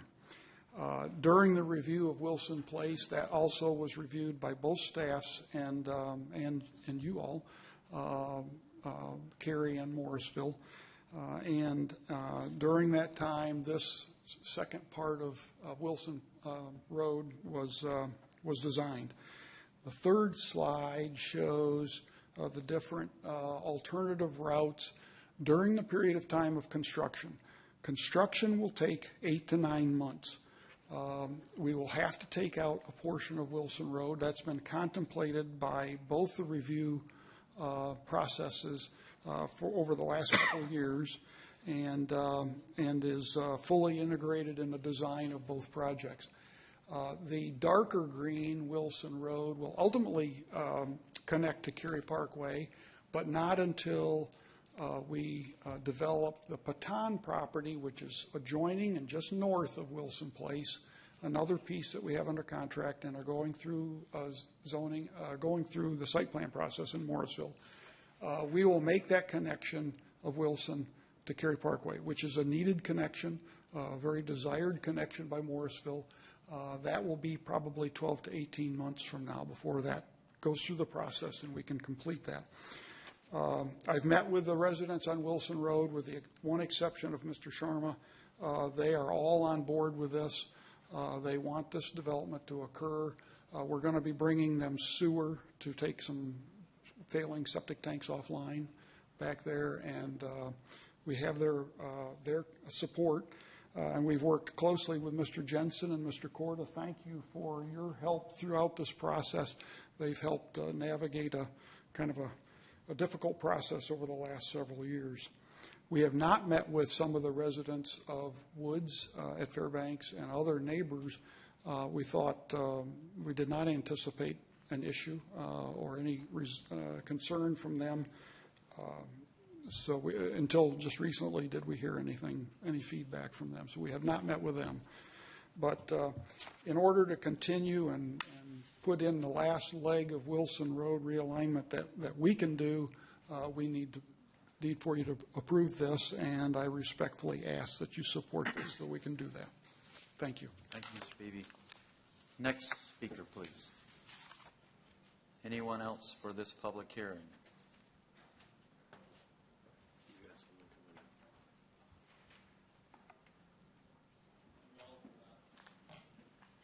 road there. Not at once.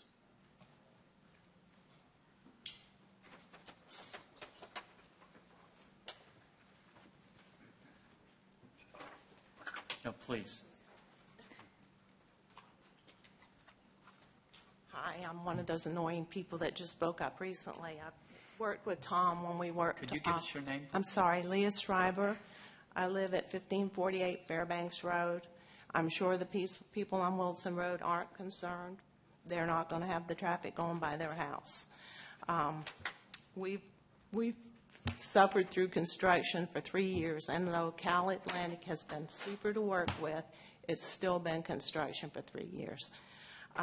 They've already, Wilson is going to connect to Cary Parkway. It's going to do it. What we would like to ask is that you guys vote no until Morrisville meets and decides about this issue to see if we can get Cal Atlantic to work with us and push through the Cary Parkway connection before they close Wilson.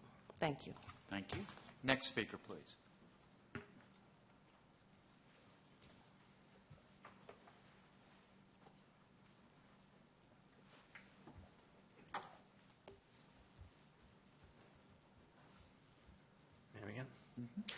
Hi, my name's John Wilson. Thank you for letting me speak here for a moment. So I'm actually recently the president of the HOA for the Woods at Fairbanks. I've been trying to keep in line with all of the happenings. It's a little bit difficult, to be frank. We're cut in between Cary and Morrisville, so I'm attending 2 sets of town halls and town councils. I would like to essentially second the request that was stated there.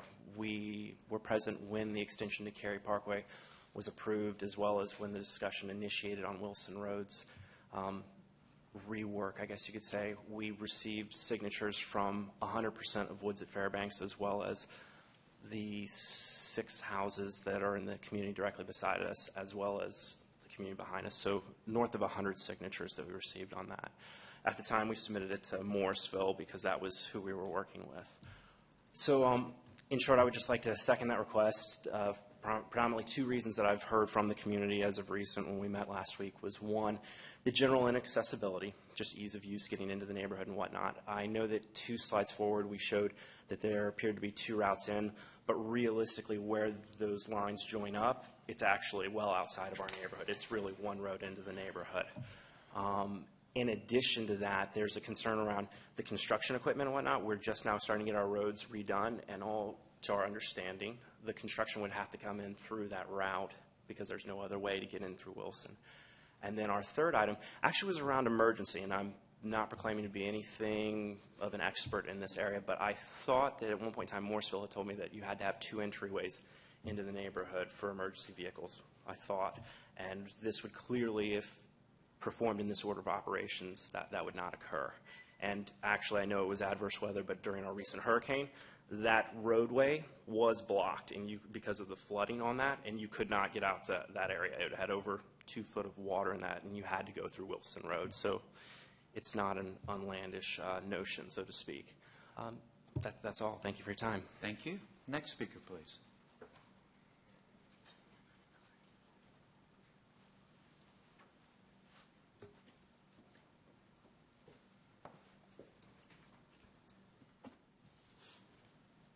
Good evening. Mike Montpetit. I'm on the board of directors with John Wilson for the Woods at Fairbanks. We represent 65 homes that share the same concern about prematurely closing Wilson Road. Our request is that that Cal Atlantic look at the sequence and open up the Wilson Road to Cary Parkway before closing the little Wilson Road for a couple of reasons. At the entrance of Fairbanks and Chapel Hill, where my office is as well, I've noticed a lot of additional traffic and construction. There are 3 subdivisions being built around us with high density. And so in addition to all of that traffic, there are school buses that need to go in and out, and people that are building up a long queue on Fairbanks every day. So before they close Wilson Road, we would rather have them open it up on Cary Parkway, just with that sequence first. Thank you. Thank you. Next speaker, please. Anyone else for this public hearing?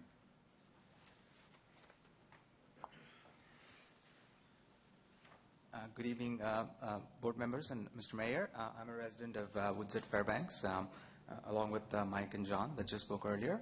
I agree Could you to give the us your comments. name, please? My name is Bharadwaj Rajan. I agree with Mike and John and the earlier resident that spoke with regards to the closure. Just one point that I did want to add with respect to that is there's also a lot of Asian Indian communities that live in that neighborhood, and there's a temple that's actually on Chapel Hill Road that actually adds to a lot of the traffic that come through on Chapel Hill Road, and some of them actually take Wilson kind of as a detour. That's one point. And also, I've seen school buses actually make a stop right where the closure is being proposed. So I've seen a lot of kids come there as a pickup spot for where the school buses are coming. So, I just, hope that they open the Wilson Road first before closing it, because 18 months might be actually a long time. So, Thank you. Next speaker for this public hearing.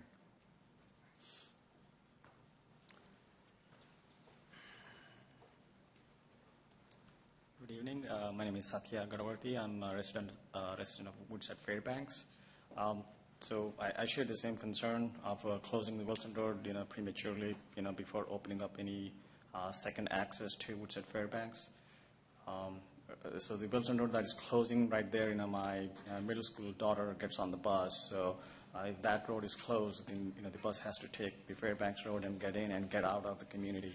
It takes that's a long way. So I share the same concern, closing that road without opening up access to either Chapel Hill or to Northwest Cary Parkway. Thank you. Thank you. Next speaker, please. Anyone else? Seeing no one, we'll close the public hearing. Open it up to council members for questions, comments. If not, we'll send it on to the, we're ready for a motion. Sorry.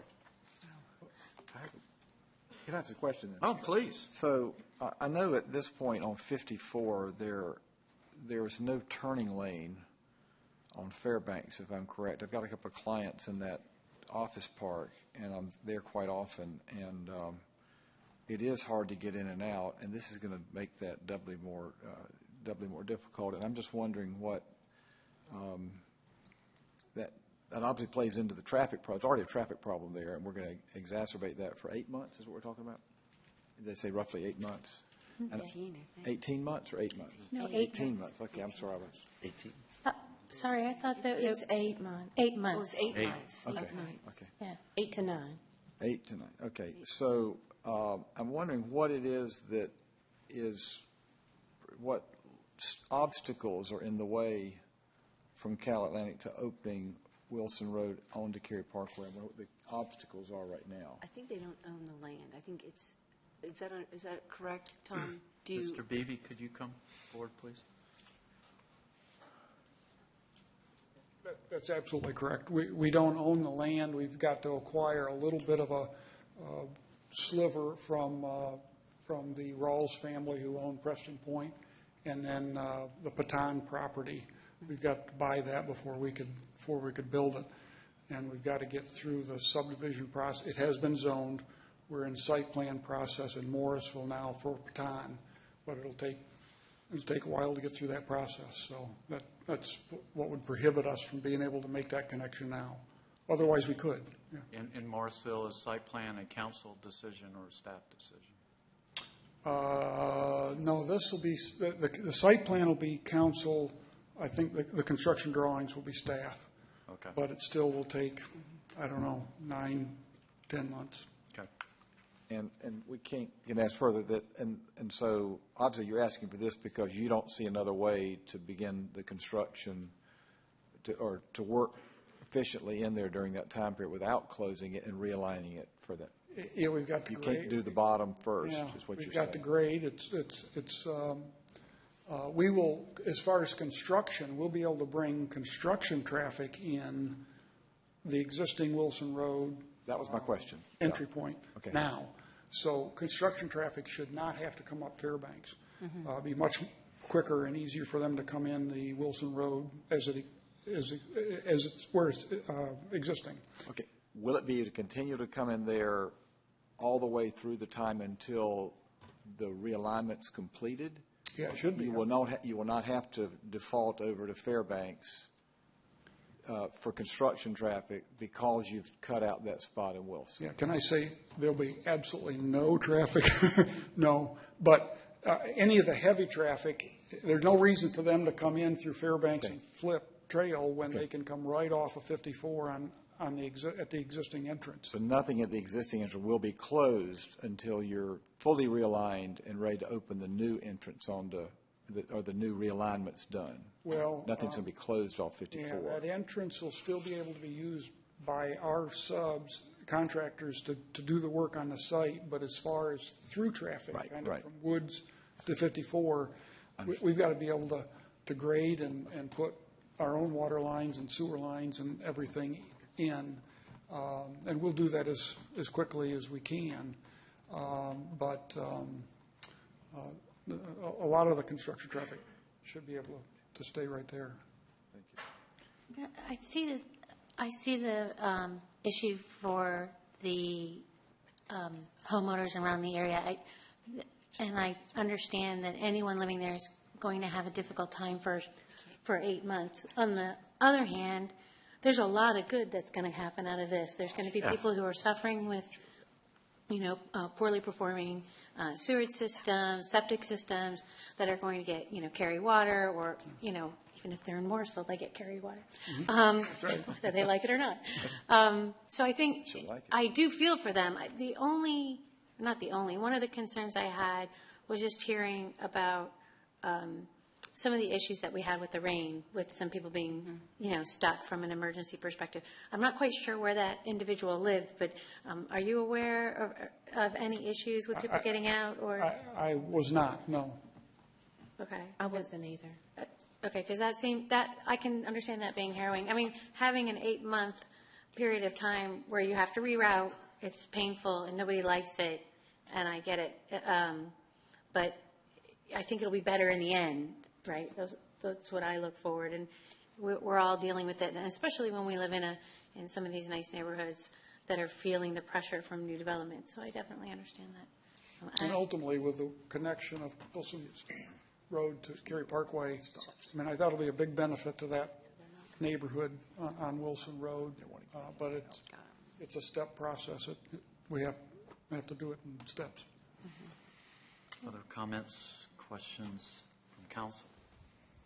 I'll make a motion, right, because that's what we need to do here. Make a motion to approve the right-of-way closure at Wilson Road. May I interrupt? Please. Ms. Bush, tonight you're just being asked to approve the form of the order.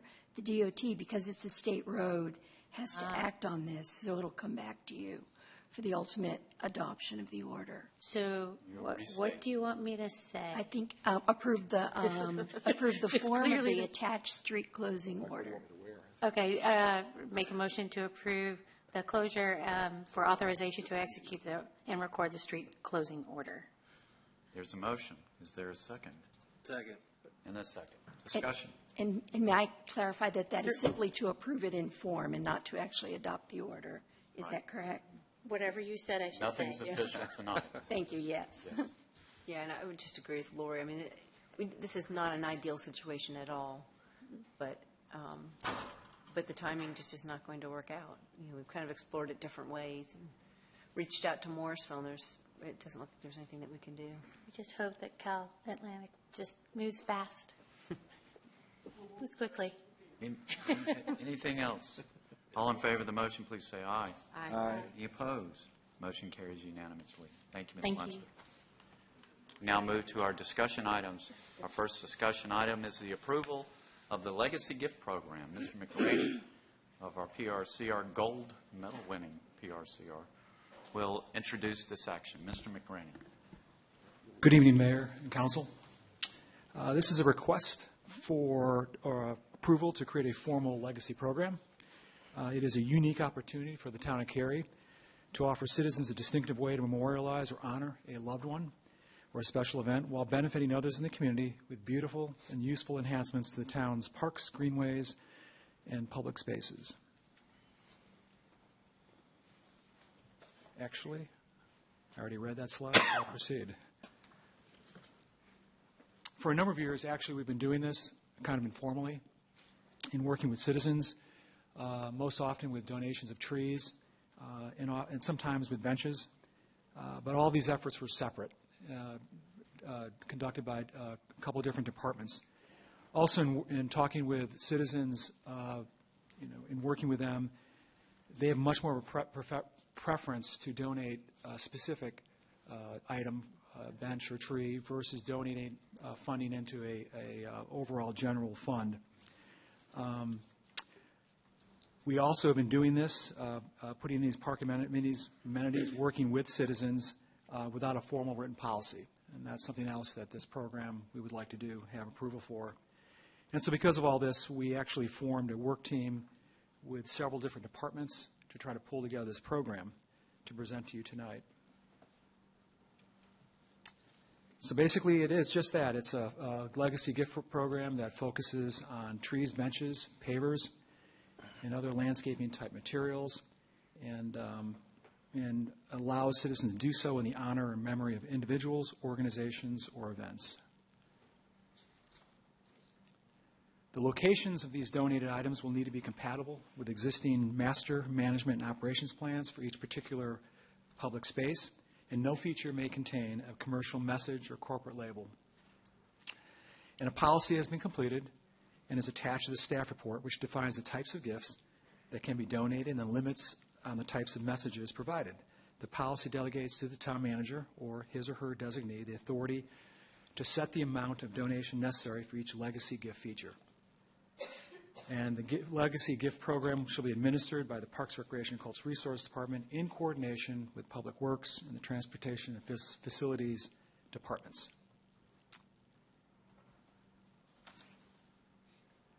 By approving the legacy gift program, the town is able to serve the needs of our citizens by supporting a desirable program with minimal time or cost to taxpayers, with long-lasting benefits to the community. And staff recommends council approve the attached legacy gift program policy statement, which will establish the legacy gift program. And I will answer any questions you might have. Thank you, Mr. McRaney. Questions, comments for Mr. McRaney? No. Not a motion? Well, I mean, I'd make a comment. I just think this is probably one of the coolest things I've seen come through in a while. Gives citizens and folks a way to honor a loved one and provide good for the community as a whole. So I think it's wonderful. I think it's good to have a written policy. So I'll make a motion to approve staff recommendation. I'll second. There's a motion and a second. During the discussion, I'll just ask one question.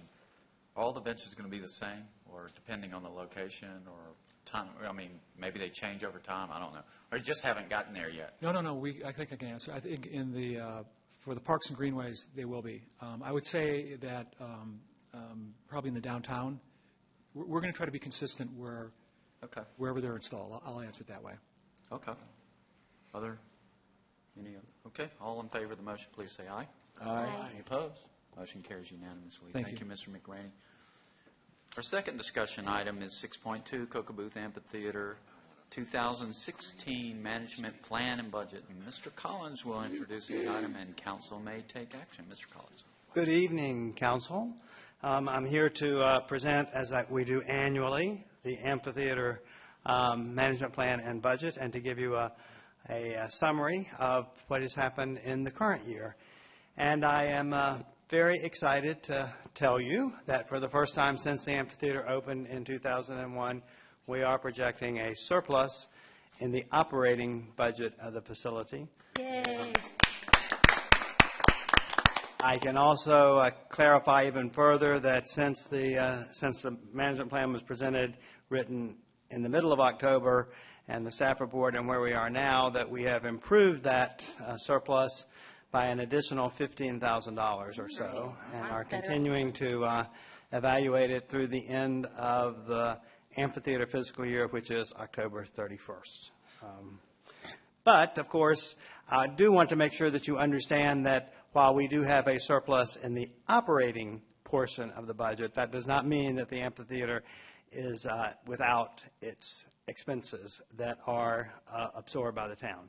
And this chart gives you a really good a really good summary of, since 2009, the variations in the subsidy, or in the case this year, the surplus amount in the operating portion of the budget, but also the additional costs that are associated with public works projects, with capital equipment. And of course, that does vary tremendously, as you can see, year to year. In particular, I would note that the public works support is increasing somewhat this current year and in the upcoming year, largely due to the Chinese Lantern Festival, which has added an additional number of days of use for the facility. But I think we all think that that's been a very positive aspect, because it's using the facility in a time that it hasn't otherwise been used. So, and to further that, the Chinese Lantern Festival is part of why we are showing the surplus, in that it generated $160,000 over what was budgeted. This being the first year of the festival, and it is the festival, though it seemed like last year, it is in this year's operating budget, right. And the one that's going to be starting next month is in next year's. It's a little bit confusing just because of the timing of it. But when we had no idea, coming into this, so we budgeted it at a zero operating. We budgeted to break even, and it did considerably better than that, and generated $160,000. Wow. In addition. So that helped. The other factor that I would point out is that we had 5 essentially sellout concerts this year, the most ever. Prior to this, we've only had 2 sellouts in a single season, so 5 sellouts, and they generated more than $100,000 over what was budgeted. So those 2 factors together, plus some minor things here or there, is what changed what was originally projected to be a $233,000 subsidy into this currently about a $55,000 surplus. So we are pretty excited about that. A couple of other things I'd point out that has been really positive, I think, in terms of helping us to generate the excitement and the types of things that are happening at the amphitheater, is our use of social media. Social media at the amphitheater has really been very, very positive. We have over 78,000 subscribers that get a weekly e-blast from the facility every year, and that's up over 10,000 more than last year. We have 24,000 Facebook likes, which is again up from last year, and we've more than doubled our Instagram's followers. So all that social media, really what that does is that helps drive the traffic to the amphitheater. It drives people talking about it, it drives people buying tickets, and it drives people coming and enjoying the wonderful things that we have. A couple of other items of note that I wanted to make sure to call to your attention is we did have a record attendance. Over 200,000 patrons came to the facility this year. Again, 52,000 of those were attributed to the Lantern Festival, but even if you take those out, you would still see that we have an upward trend. Again, when you have 5 sellout concerts, you would expect attendance to be up. You'd expect us to have records. So all of those things have contributed to a really positive year. Of course, I don't want to forget, and we never want to forget, the North Carolina Symphony. We are the summer home of the North Carolina Symphony. It is the reason the facility exists in the first place, and is a bedrock of the programming there. And point out that it improved its budget by 18%. So positive numbers there. Positive numbers really throughout, as I'm sure you saw when you went through both the management plan and the staff report. I'm not going to hit all of those areas tonight because I know you have read them and seen them. But also the other thing I think is important for you to understand is over 80% of the amphitheater use is for either town programs or other not-for-profit uses. So it really does, it's more than just an entertainment venue, it's more than just a cultural venue, it really is a community service venue, and I don't know that we always remember that or think about that. And so I think it's important for you to understand that as well. It really is a facility for our entire community and beyond, quite frankly. So this gives you a good summary of the trends over the last few years. You see in that 2016 projections that we were originally projecting that $233,000 subsidy that has now changed again to a number that's higher than that $41,000 that was put here when we first did this. And we are projecting next year, because we do take a conservative approach to budgeting, and I want to make sure everyone understands that, we don't want to ride on our coattails and say, well, we're going to have another tremendous surplus, because there's so many factors in outdoor venues, so many factors in the concert industry, that we really cannot make those projections with, complete confidence. So on the safe side, we are, again, budgeting for a $161,000 subsidy.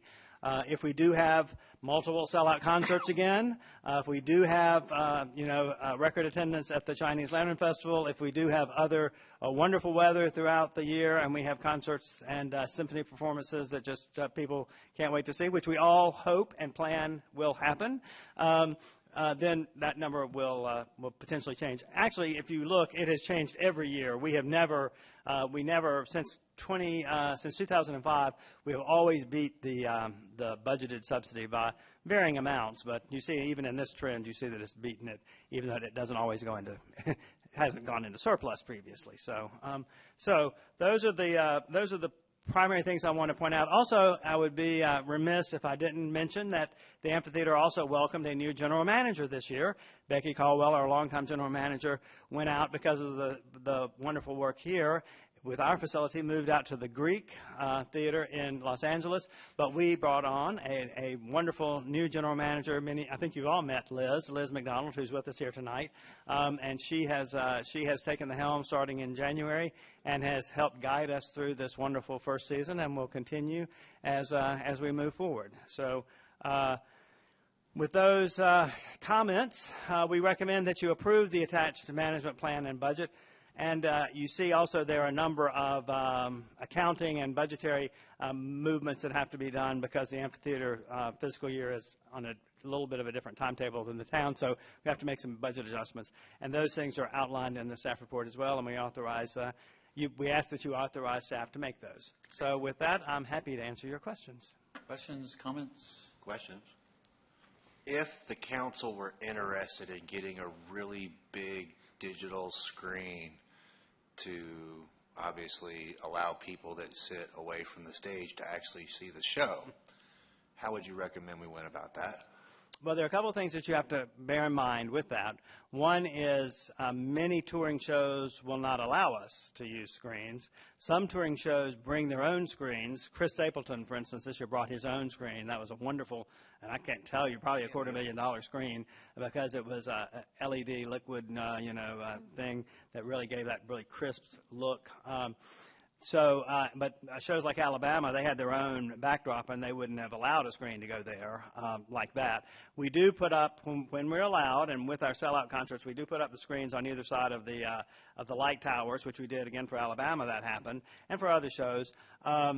In terms of costs, just in thinking about cameras alone, and we're talking about sort of current cameras, they're about $100,000 a piece.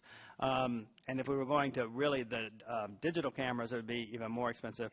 Frankly, I can't give you a number, but I would say it would be north of $200,000. I wasn't really looking for a number. Process? Well, I hate to admit it, but I have the country mega ticket for Walnut Creek. Have for the last 5 years. So I see about 10 country shows a year, and I know they're two entirely different venues, and they do serve, I don't want to say two entirely different purposes, but they're designed differently, and I get that. Right. But when you've got those two big screens on the sides, even if you're far back, it kind of makes you feel like you're up close. And sure. Yes, some shows at Coca Booth, the artists have brought some screens, and it was helpful.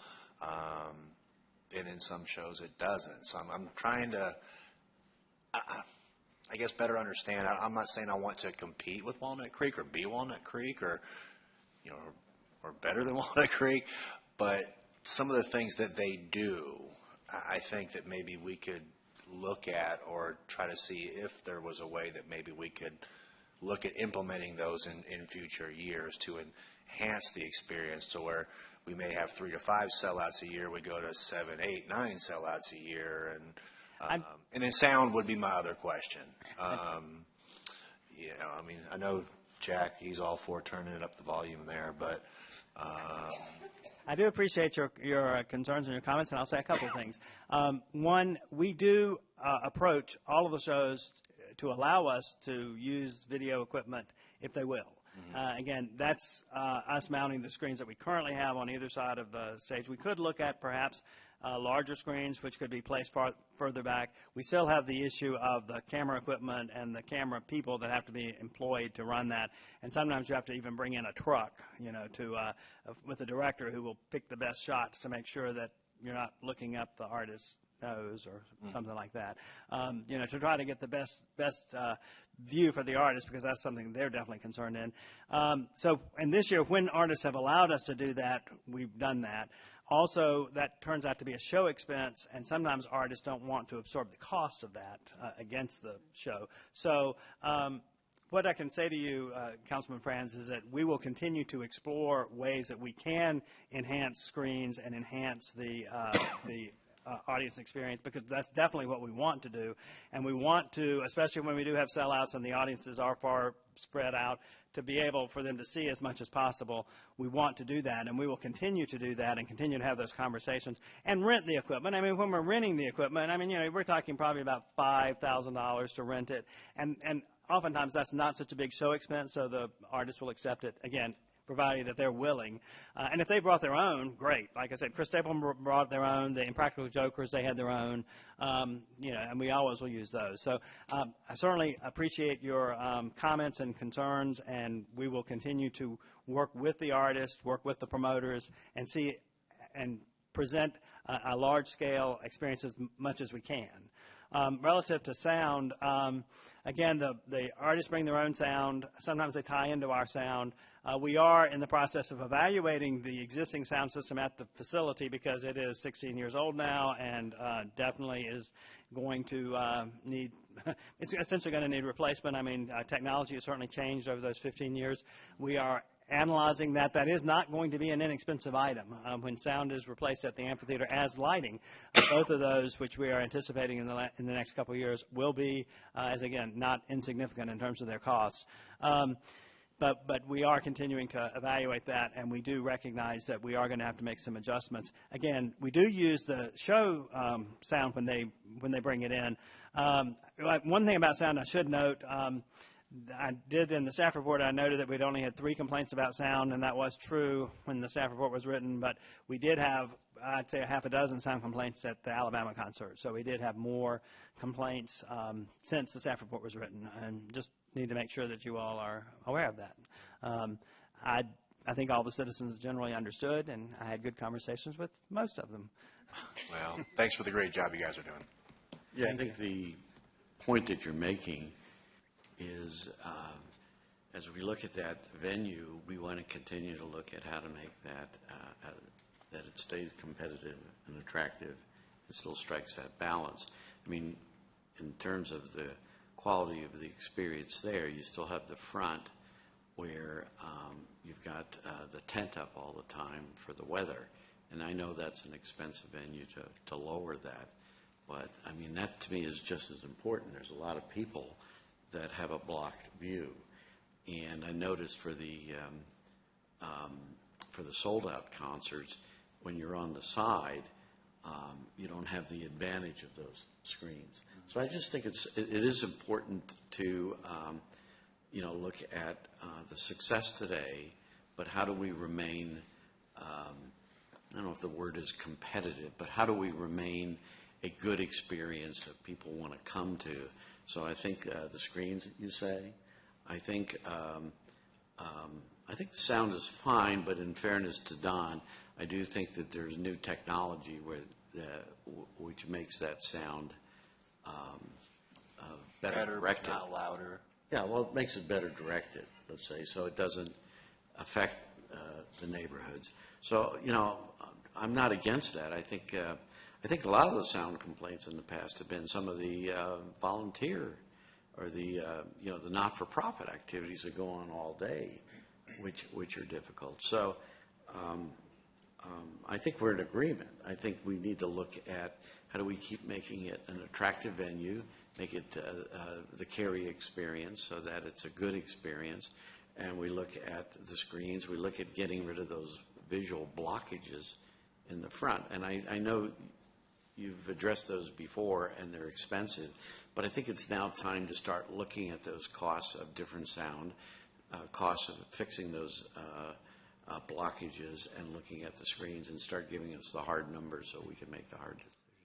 We can certainly continue to look into that. We do take that cover off, Councilman Smith, as weather permits. Right. There are I know. There are still bars, I know, that somewhat block it, but it gives you a better view.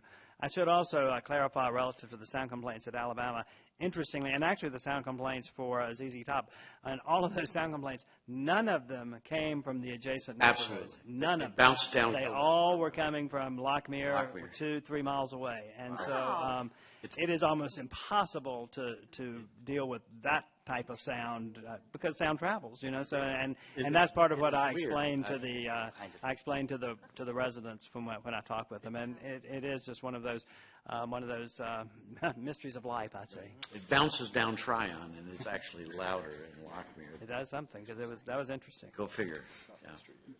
Other questions, comments? Well, I couldn't be prouder of the amphitheater and the work that you all do, and especially Liz. I think she's done a fantastic job here in her first year. So I'd like to make a motion, if I may, that we approve the recommended management plan and budget and authorize the staff to make the necessary budget adjustments as outlined to align the amphitheater's budget with the town's fiscal year. Second. There's a motion and a second and a third. Discussion. All in favor, please say aye. Aye. Any opposed? Motion carries unanimously. Thank you, Mr. Collins. Thank you very much. We now move to our third discussion item, rezoning 16 REZ 11, Carpenter Village PDD Amendment, Farrell Farms. Ms. Grannon, give us a report. We're going to hear the Planning and Zoning Board's recommendation, and we may take action on this item tonight. This item will require a simple majority vote. Ms. Grannon. Thank you. This is a request to rezone approximately 80 acres located at 1132 Morrisville Carpenter Road. You'll recall the subject property is highlighted here in yellow. When this was first presented to you, we went through a detailed presentation giving you the history of the PDD and all the changes that have occurred over the past 20 years. I'm going to just summarize that very quickly to show you this slide, which depicts the subject property here on the north side, highlighted in red, and shows you the areas that are currently allowed for non-residential use in the Carpenter Village PDD. Wanted to point out that a portion of the subject property was allowed for either residential or non-residential use. And just to orient you, this is the Carpenter Village PDD, the village core that was recently approved for some changes there, the library site and the school site, and then the vacant retail parcel K.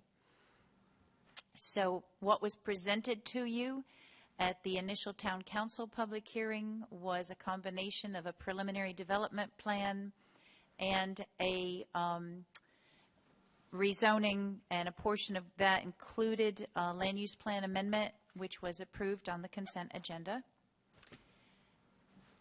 In summary, the preliminary development plan and rezoning replaced all commercial, office, and employment center designations with residential use on the northern side of the road. Initially, there was a proposed reduction to a portion of the north-south collector road to reduce the streetscape from 30 to 15 feet. That's been amended, and I'll explain that a little bit further. That's been reduced now to 0. Reduced streetscape along Morrisville Carpenter Road from 50 feet to 30 feet. A reduction of the streetscape width in front of the Farrell home place, and reducing the planting standards there. Instead of opaque streetscape, that would be an aesthetic streetscape. And then there were specific details about lot size and dimensional standards. And this was one of the most important topics that came up. Just wanted to revisit it a little bit. You're familiar with the Farrell home property and the other historic buildings. The applicant has proposed to relocate the home from its existing location to the easternmost portion of the subject property. This is where the streetscape reduction to an aesthetic 10-foot wide streetscape is proposed. The house would be oriented facing outward toward the street. There were questions about, couldn't it be moved further back on the property? And there is a stream buffer area behind the property. There's also a reforestation area that's shown here in this hatched area. So that does restrict where the proposed house could be located, or where the house could be proposed to be located. Topics of discussion and concerns that you heard at the Town Council public hearing, which were also presented to the Planning and Zoning Board, pertain to traffic, road connectivity, especially to the northern property, the Morrisville neighborhood, whether or not the proposed rezoning was compatible with the adjacent Wexford neighborhood. There was a concern that council expressed about needing more common open space, neighborhood recreation. We discussed the location of the Farrell home. And then there was a citizen who raised concerns about traffic signals with an adjacent Cary neighborhood. I do want to let you know that those traffic signs and markings have all been repaired and replaced. This is the Wexford neighborhood to the north. This is where the road is not a collector road, and what's proposed to connect to that would be a Town of Cary collector road. So since the initial Town Council public hearing, the applicant discussed with our town engineers an alternate, more circuitous route on the road that would go north and south, and that would enable traffic to be slowed down. They also reduced the streetscape to a zero streetscape just for that northern portion of the road. The streetscape along south of the traffic circle would still be a 30-foot streetscape. But by eliminating the streetscape along this northern portion of the road and having this curve in the design, it would enable this road to still function as a collector road and give us those wide outside bike lanes, but it would blend more with the neighborhood, the existing neighborhood to the north. So since the Town Council public hearing, that road was redesigned, the removal of the streetscape along that northern portion of the road, and the applicant also provided some additional open space. They added a pocket of common open space that was more centrally located. So here, and then delineated it on the plan, and slides off just slightly. This should actually be a little bit further to the north. It just pointed out where the Greenway Trail with some fitness stops along the Greenway Trail would be located. So that actually should be just a little bit north here. The Planning and Zoning Board recommended the request for approval by a vote of 6-1. And Dan McFarland from the board is here tonight to let you know what the discussion was.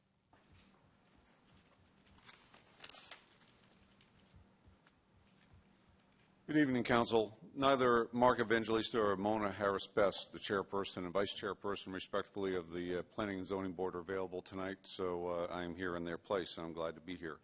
As Ms. Grannon mentioned, that the Planning and Zoning Board did approve this proposal by a vote of 6-1. Very briefly, some of the discussion for the motion was that, first of all, it fits with the comprehensive plan amendment that was on the consent agenda earlier tonight. We thought that the amount of green space and open space is positive. Part of that is the topography and some of the streams that are on the property, but we felt as though there was many positive parts to that, as well as the additional green space that was mentioned in the townhome area and the greenway that was added to the project in that process. One of the things that did come up in our public hearing was issues about connectivity. Although we're certainly aware of that and appreciated the public's concern about that, all the road connectivity areas on both Legacy and also Wexford are well marked and well designated in signage as future road connection. So we do see that with the previous plan that we'd seen, at least planning and zoning, that connectivity was planned for. And while we understand it's not required, we do appreciate the fact that the applicant has also offered to post a bond for providing traffic signals at Davis Drive and Airport Boulevard. So that was part of their one of their conditions that they were offering there. Some of the discussion in terms of against the proposal was that while the project may not contribute to traffic problems outlined in the report from the traffic study, there was a feeling that there was a need for traffic to be traffic improvements in that area on Carpenter Morrisville Road. That there was and that there was that the fact that this project failed to address some of the larger issues there. And also, there was also some disappointment in the reduction of the buffers, particularly around the historic home site. So I offer those to you as kind of the gist of of the board's conversation. Thank you. Questions? My first question. So was it more than just the person who voted against it that had the concern about the reduction in the streetscape buffer, or was it kind of a general concern expressed at the board? It was, I think, it was particularly the person who voted against it. It was one of their reasons for voting against it. I think there was some discussion at the board about could we do more in recognizing some of the limitations in terms of stream buffer and some of the other pieces that there was just that was kind of resolved that was the best could be offered. Other questions? Thank you. Thank you. Comments?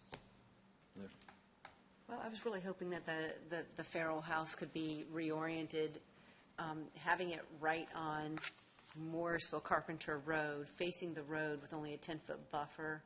I don't think does justice to that house. I think it should have been facing a slower moving street so that people who are on the yet-to-be-named street that comes into the subdivision would see that house at a slower speed, and it would kind of maybe fit more into the community rather than being there on the side of the road. I mean, I hope that I'm wrong about it in the way it's situated, but I would have rather have crept into that buffer a little bit under the justification that we have when you have like a restraint, site restraint. I can't see the mayor. Sorry, I'm talking to you like the site restraint, that says, yeah, you can eat into the buffer if you have some kind of site restraint. I would have rather eaten into the buffer so that house could have been turned 90 degrees. But that was my biggest concern. And then the other concern I have has to do with how the developer ends up building that road to the north. I think it was good that we made it more harmonious with the community to the north, but I don't want us to lower our standards because the standards weren't there to the north. And, we had that streetscape buffer in place for a reason. We also have a policy that encourages that streets like that one don't have all the driveway cuts because then we get the complaints about the speeding through there. So I'm not sure what the applicant is going to do when it comes to site plan to be able to address our concerns. I don't know that it's worth holding up over those concerns, but those are the concerns that I have moving forward with the site. And if, when it comes to the opportunity to actually do the site plan, if there is a way to still orient that house 90 degrees facing the other way, I don't know if that's just a zoning condition then, that it's oriented facing south, or is there flexibility? There's not much flexibility, I don't want to mislead you, but Yeah. there's not much room to reposition that house. Even if we ate a little bit into that buffer area? We can't eat into the stream buffer area. You At mean all. reduce, right, that's great. The re-wooded area, was that is that outside? It's in addition to stream buffer, so it's reforestation, but it's also a regulated buffer area. Okay. So there might be some opportunity for some type of deck in the future, but we really don't know that at this point. But we do know with a high degree of certainty that the house won't move back any further than it is right now. Yeah, that was my big reservation. It just didn't seem like the right way to have that house sitting, but that's. Well, I'm very happy the house can be saved on site, period. Thrilled for that, matter of fact. And the way it's oriented in the reduction of the streetscape, that was, capital area preservation was involved in that discussion. And this is what they were most satisfied with in this, that orientation. I'm not an expert on that myself. I see what you mean. But I think it's going to work there, and I think it's going to look pretty good once it's done. Okay. If you're comfortable, then I'll be comfortable. I was going to say, if Ed's happy. I know. Yeah. I was just going to add, to me, it's oriented towards Morrisville Carpenter. It just, to me, more people get to enjoy it passing by it versus only those that live in the neighborhood. So that's a positive. Yeah. I would actually agree with your comments about the road. I kind of like the way it was before, but I do appreciate the efforts to try to appease the residents to the north, so. I guess the only thing we need to know is what are the ramifications of this change? What are the ramifications of this road change? What do you mean? Well, what I mean is, we have the streetscape buffer there for a reason. I guess maybe we expected the houses, because they had that streetscape buffer, maybe we expected a lot of them to be oriented with the backs of the houses to this road. So are we expecting now for all the driveway cuts to be on this road and the houses oriented towards this street? Like how will this be different? It's still going to be a collector road, and we're still going to have standards like reductions to the number of driveways, but the main change is the removal of the streetscape. So it's still going to have the wide outside lanes. It's still going to meet the collector road standards. It's a collector road, not a collector avenue. So I just want to have Mr. Jensen verify with me about the driveway question. They just took the streetscape buffer off because they couldn't get the yield that they wanted once they reoriented the road? I mean, what was the cause of taking out the streetscape buffer then? The applicant felt that removing the streetscape would have it look more like a residential road, which it can, but it does also give them more land to work with as well. It gives them more room if they don't have that streetscape buffer. So certainly that gives them more developable land area, but it does look more like the neighborhood to the north if it doesn't have the streetscape buffer. But they did agree to put the light on Davis Drive, right? We lowered our standard. Right, they've got yes. Right. So, Which then solves a big traffic problem. So, come on. You don't want to go down the road, though, and then all of a sudden. So I want to make sure we But it turns now. Yeah, this is it goes like. It slows. I mean, it definitely does what the residents up to the north wanted to accomplish, which was not make an easy cut through. That's what they were concerned about. Now it has a left turn. Right. And I mean, you have to. It does slow down traffic. Yeah. But I just heard you, or I was watching some lip movement over there. It's like, did we lower our standards? And I questioned that too.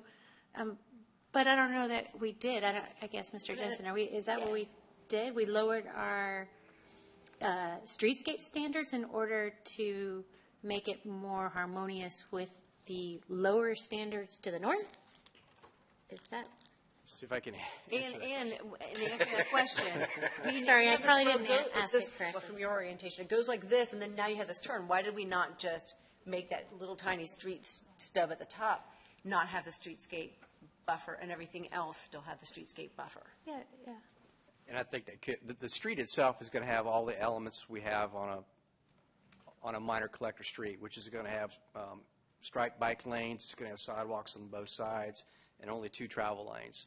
With minor collectors, which we're designating this road, they do have opportunities to put driveways on it. It's a little bit different than our higher level collectors and collector avenues, where we prohibit driveways unless they incorporate a median in the design. So we, as an accommodation, and what we've been hearing from the neighborhood to the north, felt like we could lose continuity instead of having a direct connection in the neighborhood. We could lose connectivity, have them slow down before they enter into that, in and out of both neighborhoods, and it still would perform exactly as we had always envisioned it to be. The difference in element, though, is, I think, and Deborah can certainly allude to it, the streetscape buffer now is getting eliminated, so it looks more like a residential street than it does a collector street with a designated street buffer along it. So it will probably blend in a little bit better with the neighborhood to the north, but the function of the street will still be there. Did we change the status by doing this? Did we change the status such that we now will allow more driveways on this street than we would have before? No, it was the same always. Yeah. So again, it's the road designation to the north of Airport Boulevard kind of went down to a lower level of a collector street. Okay, so before they would have had the number of feet of streetscape buffer that would have looked like somebody's front yard, right? Is that what it was? Yeah, they could have had a 30-foot street buffer. And there may be a driveway penetrating through it, which would look fairly odd. I think some of the layouts they were doing, they were planning to backload the, but with this concept, I think from the configuration, they're probably going to front load those units now. Okay. And I wanted to clarify also, the yield, the number of dwelling units proposed did not change from when they were previously proposing the 15-foot streetscape to eliminating it. It was in response to wanting the two neighborhoods to look more alike. So south of the traffic circle, what kind of collector is that? That's the same collector street. It's not an avenue. It's still a collector street. But south of that, it would have the streetscape. And does it have homes along that road then? Yes, there would be homes in there as well, but there would be a streetscape buffer in that area that might, so it's going to look different on the southern part of the traffic circle. And why would we do that? Again, it was in response to. No, I get why we did the north part, but I'm not a big fan of one neighborhood looking different on the north. I mean, I feel like it's different on one side of the tracks than the other. If you're going to make it residential, why not make it residential use on both sides? Yeah, I would prefer, well, my preference is we go back to what we had before with the streetscape buffer. That's a higher standard, I think, for aesthetics. Go back for that with the road that loops, and then the little tail that goes up into the new neighborhood, or the neighborhood that exists, we make that the different designation. What are we talking about with a streetscape buffer on a collector with driveways? What does that actually look like? Is it a 30-foot streetscape buffer plus the, because Mr. Jensen, you just said, well, it might have looked a little weird with streetscapes and driveways going right through it. Well, that's what we're going to have south of the circle. Isn't No, we're going to have houses back up to that. Right. When you have it's going to be bermed with the trees. When you drive along there, we won't get any, let's say, complaints about speeding right there because nobody's driveways will be going onto it. I thought there are driveways on this. When you have a streetscape buffer, the house has to front a street, so you're not going to have houses fronting the street on the southern portion. But we will on the north side. Correct. Okay, that's what I was trying to. Right. So what I'm saying is. So they are very different. They're very different, and so why are we making that transition in the middle of this subdivision? Why would we not let this whole street be developed to the standard that we had originally planned and just change it for that little segment going northbound into the neighborhood? My thought, interject, is that a neighborhood doesn't, because it's a neighborhood or subdivision, there's different elements. You don't turn in and everything's all the same way. You have entrances that have townhomes sometimes in development, and then you change to something else. We just voted on one of those. So the fact that but they're the same house. It's the same product north of the. The fact that you change that traffic circle, to me, is a natural place for you for the road to change. But I think obviously the reason is to slow people down. Well, it slows people down, and that's what we're trying to accomplish, is safety here, it looks like to me. It can be, or it can go the opposite direction. What we can end up having is, because they front load the driveways, now you have people whose kids are riding their bikes and their tricycles out on the sidewalk and near this road that is this collector road, and then we'll get the petition for the speed humps, and then, we'll do our requisite walk down the street and look at people's, complaints. And the whole reason why we like to have those collector roads through the middle of neighborhoods is because it cuts down on that, and it keeps all those driveway-loaded streets kind of bundled together off of the main collector so that the parents feel like their kids are safer. Is there a drawing, or did I miss it from before, just forget, that showed any lots or anything on the top, the north half? That's not a requirement. That's something, no, there is not. I didn't miss it. Right, you did not miss that. This portion of the property where the townhomes are and these smaller lots, this is within an activity center, so they had to show this level of detail with their preliminary development plan. And what we've got up here is just the bubble diagram. And what I would say is if that road went straight up like it did originally, then I'd say, yeah, that's fair. Let's take off that streetscape buffer. Let's remove that so it looks just like the one that's going straight into it. But now we curve that road back over to the east, and we have a little stub going north. So I don't see the need to take off the streetscape buffer now. Yeah, I don't like the incongruity between the north and the south, unless you had, as Mr. George said, you know, a very different set of product north and south, and it might give you that, but we don't know that. There is a slight variation between the lot size. Oh, there is? Yes, yeah, that was, What is? Parcel O is different than parcel. Correct. Are they the same product? They're all single-family? They're detached residential, correct. Would we benefit from the applicant coming down and answering Sure. questions? I think so. I think they would like to do that. Okay. Mr. Barron? I'm not sure how you knew that. Questions for Mr. Barron? Or There were plenty of questions that I think I could jump in on Okay. if you all are inclined to hear from me. Just to refresh everybody's recollection very briefly,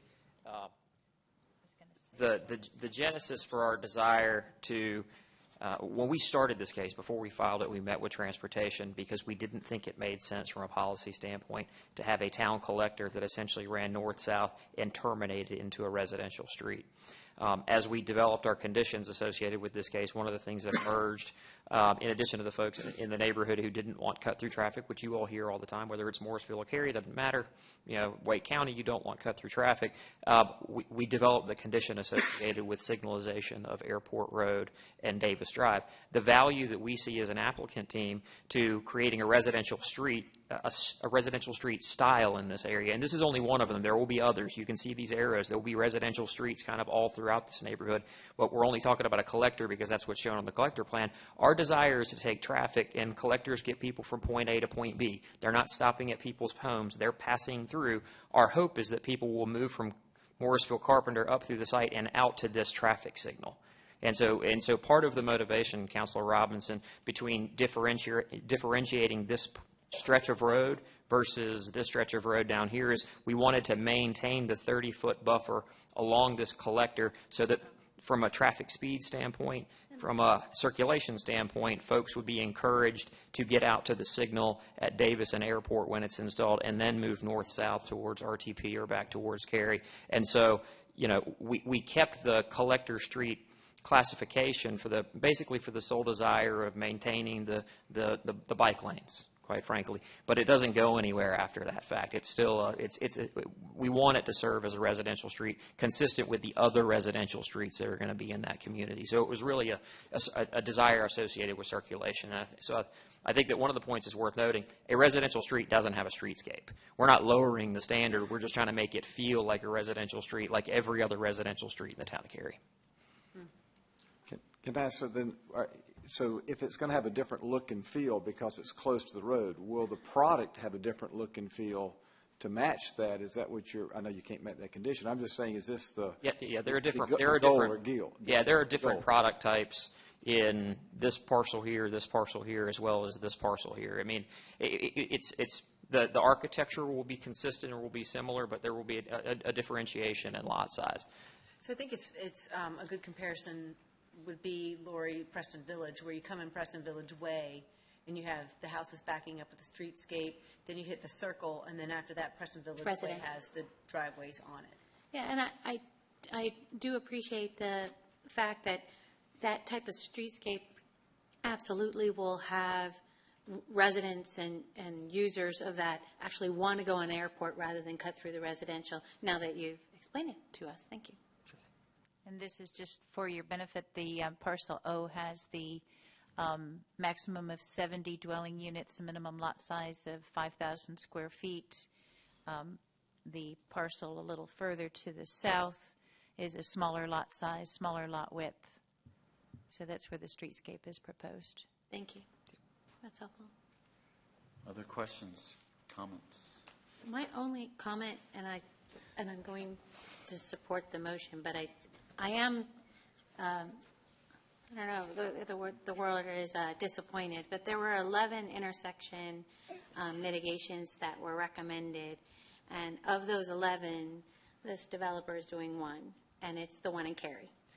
And when we talk about being good neighbors with towns that are around us, I understand that this is a Cary project. It's in the town of Cary, but out of the 11, you know, one is being done, and I wish that there were more that the developer had offered to do rather than The one that obviously that is being done, which is absolutely important, but I think that that's something that I wish would have happened.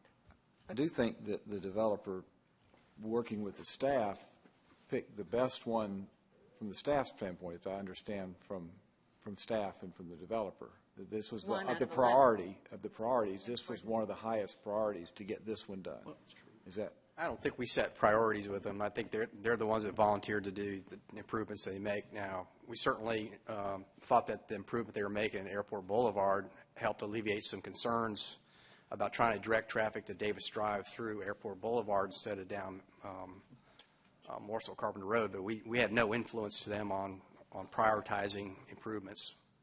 Would you have a different choice to put it somewhere else other than this? No, I think the point was that there were 11 intersections that had some deficiencies, and they only chose one of those. And of those, would you have chosen a different? Would you wish that they chose a different one, or is that? No, I think the improvement that they're suggesting is an important improvement. I think it goes a long way for helping our Cary residents get out to Davis Drive. Yeah, my thought is the one we got with the light is a whopper. I think we're micromanaging. I We're think. saying 1 out of 11 is all. I wish there were more. And I'm not arguing that. I'm just saying that in listening to the concerns before, we now have addressed all of it. Now we're quibbling over streetscape and everything else. When it's a holistic plan. There's going to be different lot sizes below. You're solving a problem by putting a light out. You're reducing the traffic speed. I think we are helping our neighbors to the north. So, okay, I just want to say, if there is ever a request for a waiver to our ordinances or a reduction of our streetscape, we're not quibbling over details, unnecessary details. We're not nitpicking it. We're looking at the request before us.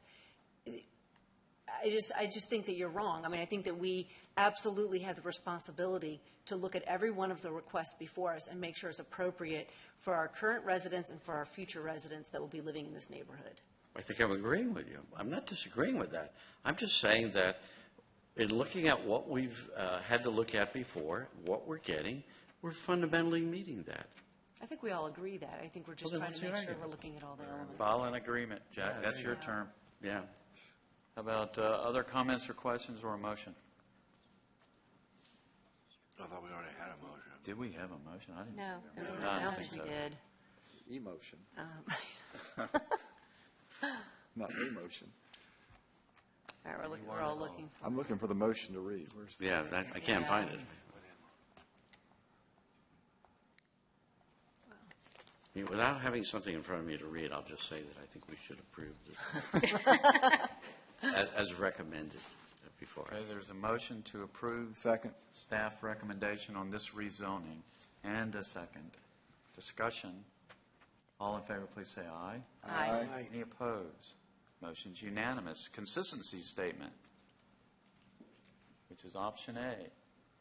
How about a motion? Make a motion to approve the statement of consistency and reasonableness for 16 RAZ 11. Second. There's a motion and a second. Discussion. Excuse me, Mr. Mayor, if we Yes. could have a clarification, please.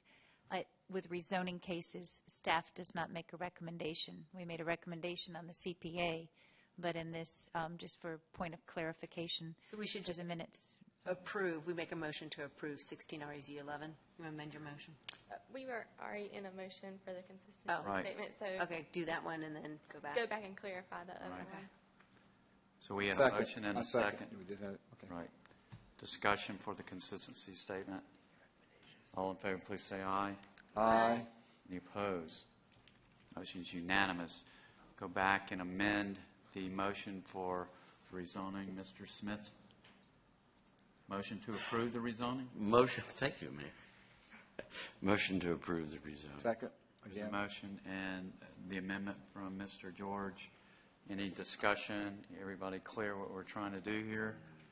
Okay, all in favor of the motion, please say aye. Aye. Any opposed? Motion carries unanimously. Thank you, Ms. Graham. Thank you.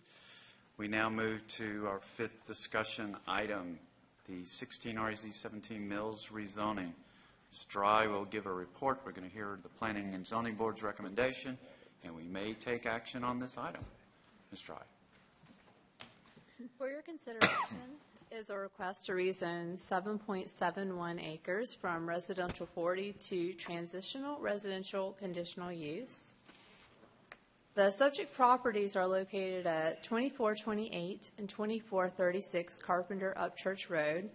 These properties are just south of and adjacent to Green Hope High School, as you can see to the north.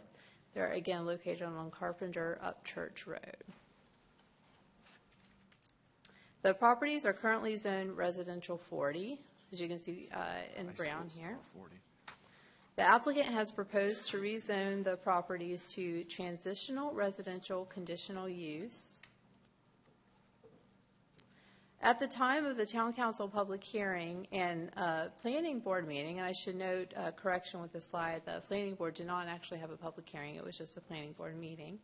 The applicant proposed at the time the following conditions be placed on the site. First, to limit the land use to detached dwellings or townhomes, and to have a maximum of 40 dwellings.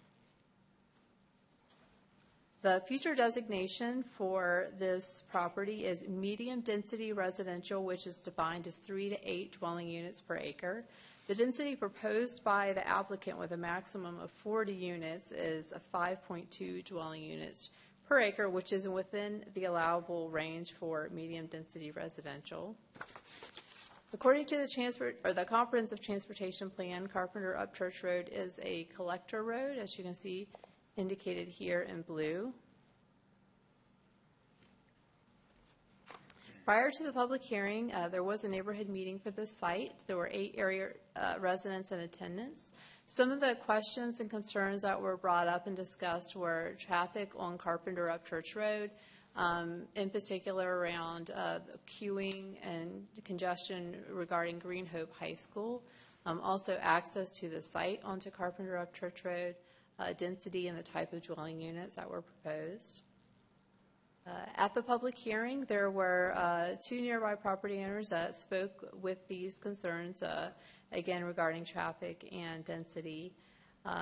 The applicant did note that they intended to offer some conditions to address some of these concerns. These conditions were discussed at the Planning and Zoning Board meeting, but were not actually added until after the Planning and Zoning Board meeting. So again, correction to this slide, the Planning and Zoning Board just had the meeting. The additional conditions were not added until after the meeting, though. The Planning and Zoning Board did recommend approval by a vote of 6-1. So following the meeting, the applicant offered these additional conditions to establish and maintain along the southern property line where there are no stream buffers, a 40-foot type A buffer and a 6-foot privacy fence. So this concludes staff's presentation. Dan McFarland, representing the Planning and Zoning Board, is here to share the discussion of the Planning and Zoning Board. Following that, staff will be available for questions. Thank you.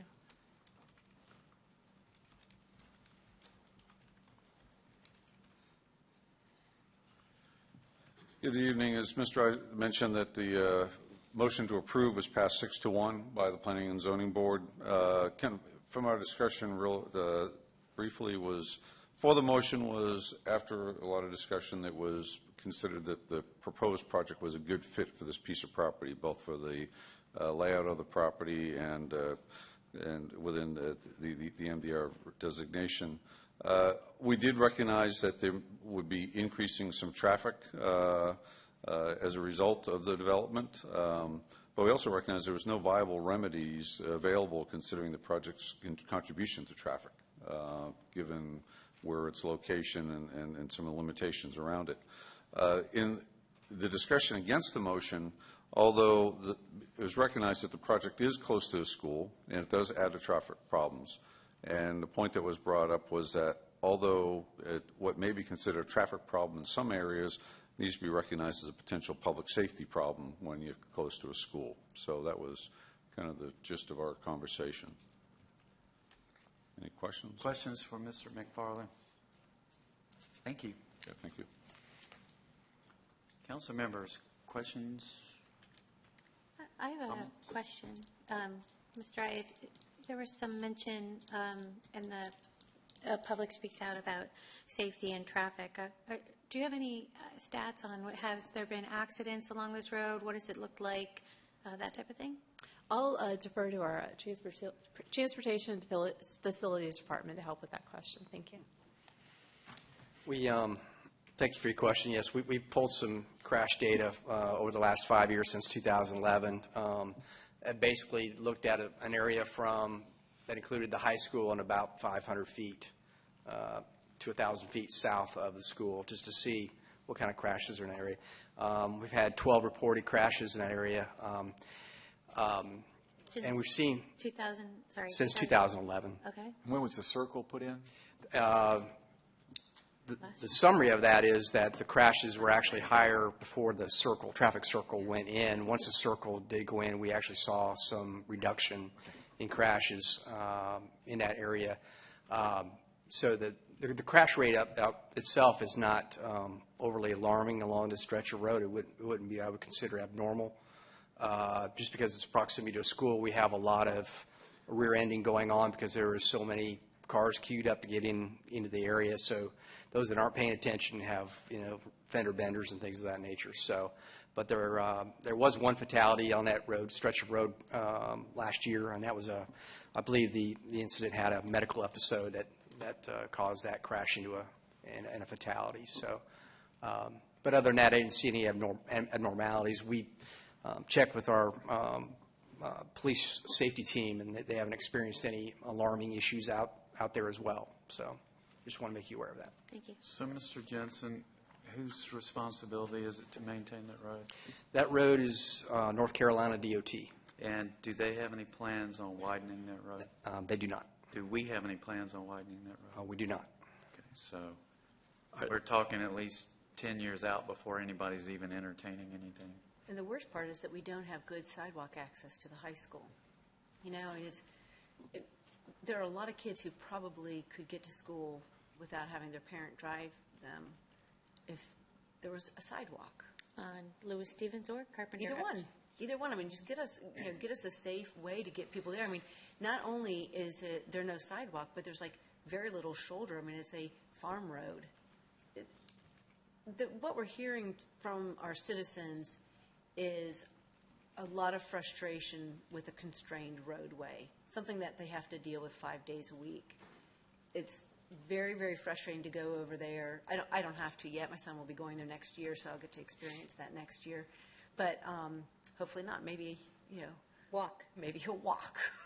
Hopefully he won't Safely. get hit. Yeah, but what you're hearing is, families are having to deal with it, and it's just incredibly congested through there twice a day, and then you go and add another community in. And I sure hope that the people are shopping for their house in the morning when the school's going on. They're not shopping on a Saturday and go, isn't this lovely? It's right near the high school. And then they move in, and then they go, wait a minute, what? I can't get out of my neighborhood because it's totally stopped traffic in there. It's not like it's fast-moving traffic. It's just totally stopped traffic.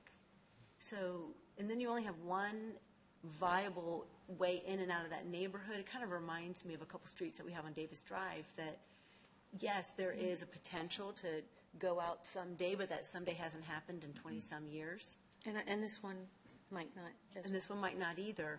So, to me, it just seems like the wrong time, maybe too much in the wrong place. I mean, it reminds me of some of the stuff I've seen up in the Washington, D.C. area where you have a little sliver of land and you put a bunch of stuff in there in that little sliver without having a comprehensive network around it. I mean, juxtapose this one to what we just saw in the Farrell Farm, which, of course, they had the luxury of all that land, but they were able to kind of plan holistically for the subdivision. Even if the upchurches to the south develop at some point, how integrated is it going to feel and be, this little sliver in there?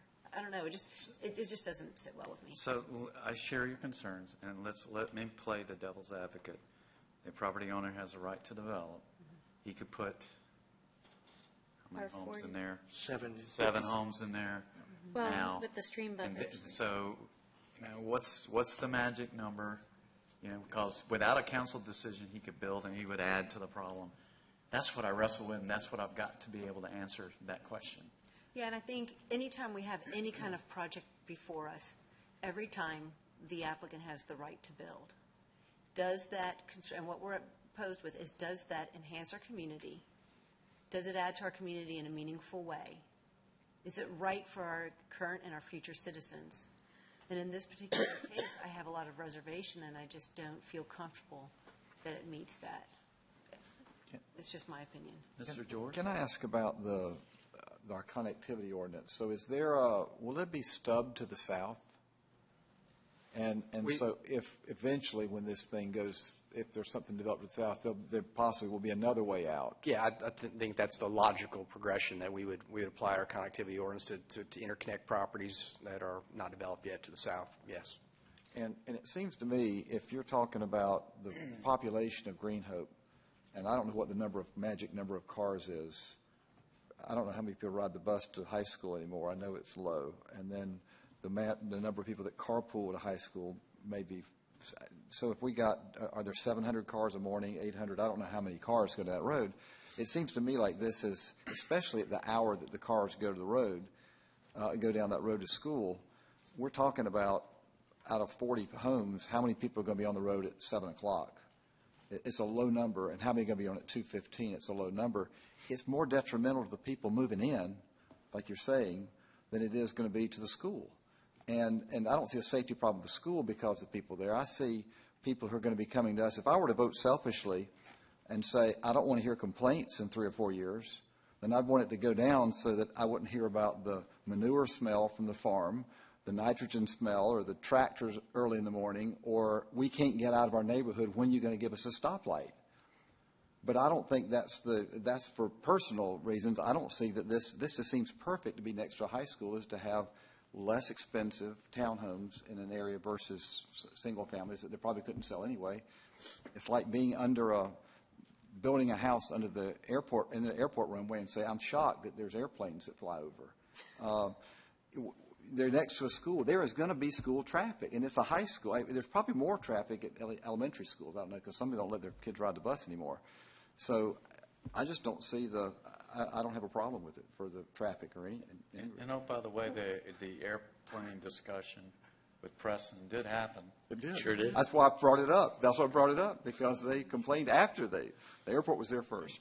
I was on the board. Yeah, you were.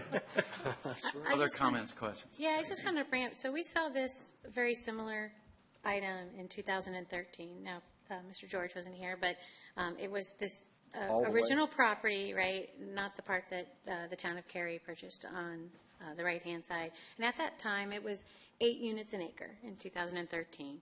But to me, it still has many of the same problems that it had in 2013. And at that time, we voted unanimously to deny it. And the problems at that time were, obviously, one, there was discussion about a fence and how are people going to access it, access like the tennis park from there. There was the issue of traffic, this time on Lewis Stevens and on Carpenter Upchurch, which is now even a bigger problem because now you only have one way to access it or come in or out, which is on Carpenter Upchurch.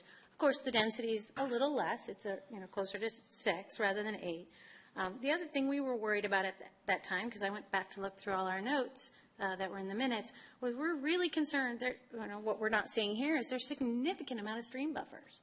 So these townhomes are going to be very much high density in one area, because the stream buffers are that we don't see here, but are really around this property. Plus, we have a wetland, protected wetland on several parts of this area that is also used by Green Hope. And so the very little developable land, the density that seemed out of place right next to a farm, the environmental impact, at that time, we voted unanimously to deny it. And from my perspective, not a lot has changed, except for the fact that, we now own the part to the west or east. So I mean, for me, I'm trying to get over all of these issues that I had at the time that I don't think are solved by just a little bit less density and less access. And I'm still concerned, I haven't seen anything about, how are we going to fix the sidewalk? There's all these remaining issues that obviously we don't necessarily consider it a rezoning. But I'm not over that hump that I have to support it yet. Mr. French. You brought up a lot of stuff that I don't recall being discussed in 2013. I got them all from the minutes. So I don't remember those were concerns. Gail's 4 points, by the way. Gotcha. I don't remember anything about concerns about agricultural smells next to a farm and stuff like that. When it was originally proposed, it was 8 units an acre. Now it's 5. Now, at the end of the day, you could put all those units on one end of the property or on the front end towards the street or scatter them all throughout the middle. Still the same amount of cars, same amount of people. Next, adjacent to a high school, tennis park, which I know actually at one point wasn't too long ago, this whole area was getting ready to get blown up and become Tennis Village, which would have been a lot more traffic than 40 townhomes. I don't consider a few dense townhomes next to a high school out of place. I look immediately to the north of the high school. That might be single family, but it looks kind of tight. So I think they have made some adjustments. I think they've reduced the density. You know, one comment the applicant made early on at Public Speaks Out that I just can't quit thinking about is, if not this, then what? Can't be commercial, can't be office. It's not going to develop at low density. That's not realistic. It meets our land use plan, medium density residential. It falls right in the middle of that at 5 units, where medium is 3 to 8. As we just heard, which I didn't even really know, that it will probably stub to the south. So when that site develops, it will have connectivity. It's adjacent to a high school, a tennis center, a railroad, and a farm. I don't know anything, honestly, just fits right into that. But yeah, I can't get past just wasn't just a few years ago where we were talking about this whole area blowing up and becoming the Disney World of tennis, and hotels and restaurants and living quarters and dormitories and traffic and all that kind of stuff. And that was okay with everybody. I think it was a little different road then. network There was a road network, there was Fair improvements point. to Louis Stevens. P&Z recommended it 6-1. I think since then they've even added the 40-foot buffer, 6-foot fence, which quite frankly, I don't want the fence. I really don't. Everywhere they put in this wood fence, in 3 years, it looks like full of crap. Absolutely. It appeases the neighbors that think, or somebody that thinks that we need a fence. For 10 minutes. And they sign off on it, and then in a few years, it just looks like crap. The neighborhood that's going in on Chatham Street, the old Herb Young property, put this wood fence right up at the street on top of some berm, and it looks like crap. So I don't even need the fence. I think the buffer is just fine. From what we heard from the traffic engineer, crash data is not out of the ordinary for this location. You know, I can go to any school in the morning at carpool time. The line's backed out to the street. I can go to any school in Cary at pickup time. The line's backed out to the street. Northwoods on Main. I mean, every single one of them's terrible. I just don't see how 40 units makes or breaks this street. And I don't think it's fair to hold this property hostage when reality is they could build 7 single-family homes that could possibly have husband, wife, and 3 teenage kids driving, and at the end of the day, ultimately generate the same amount of vehicle trips.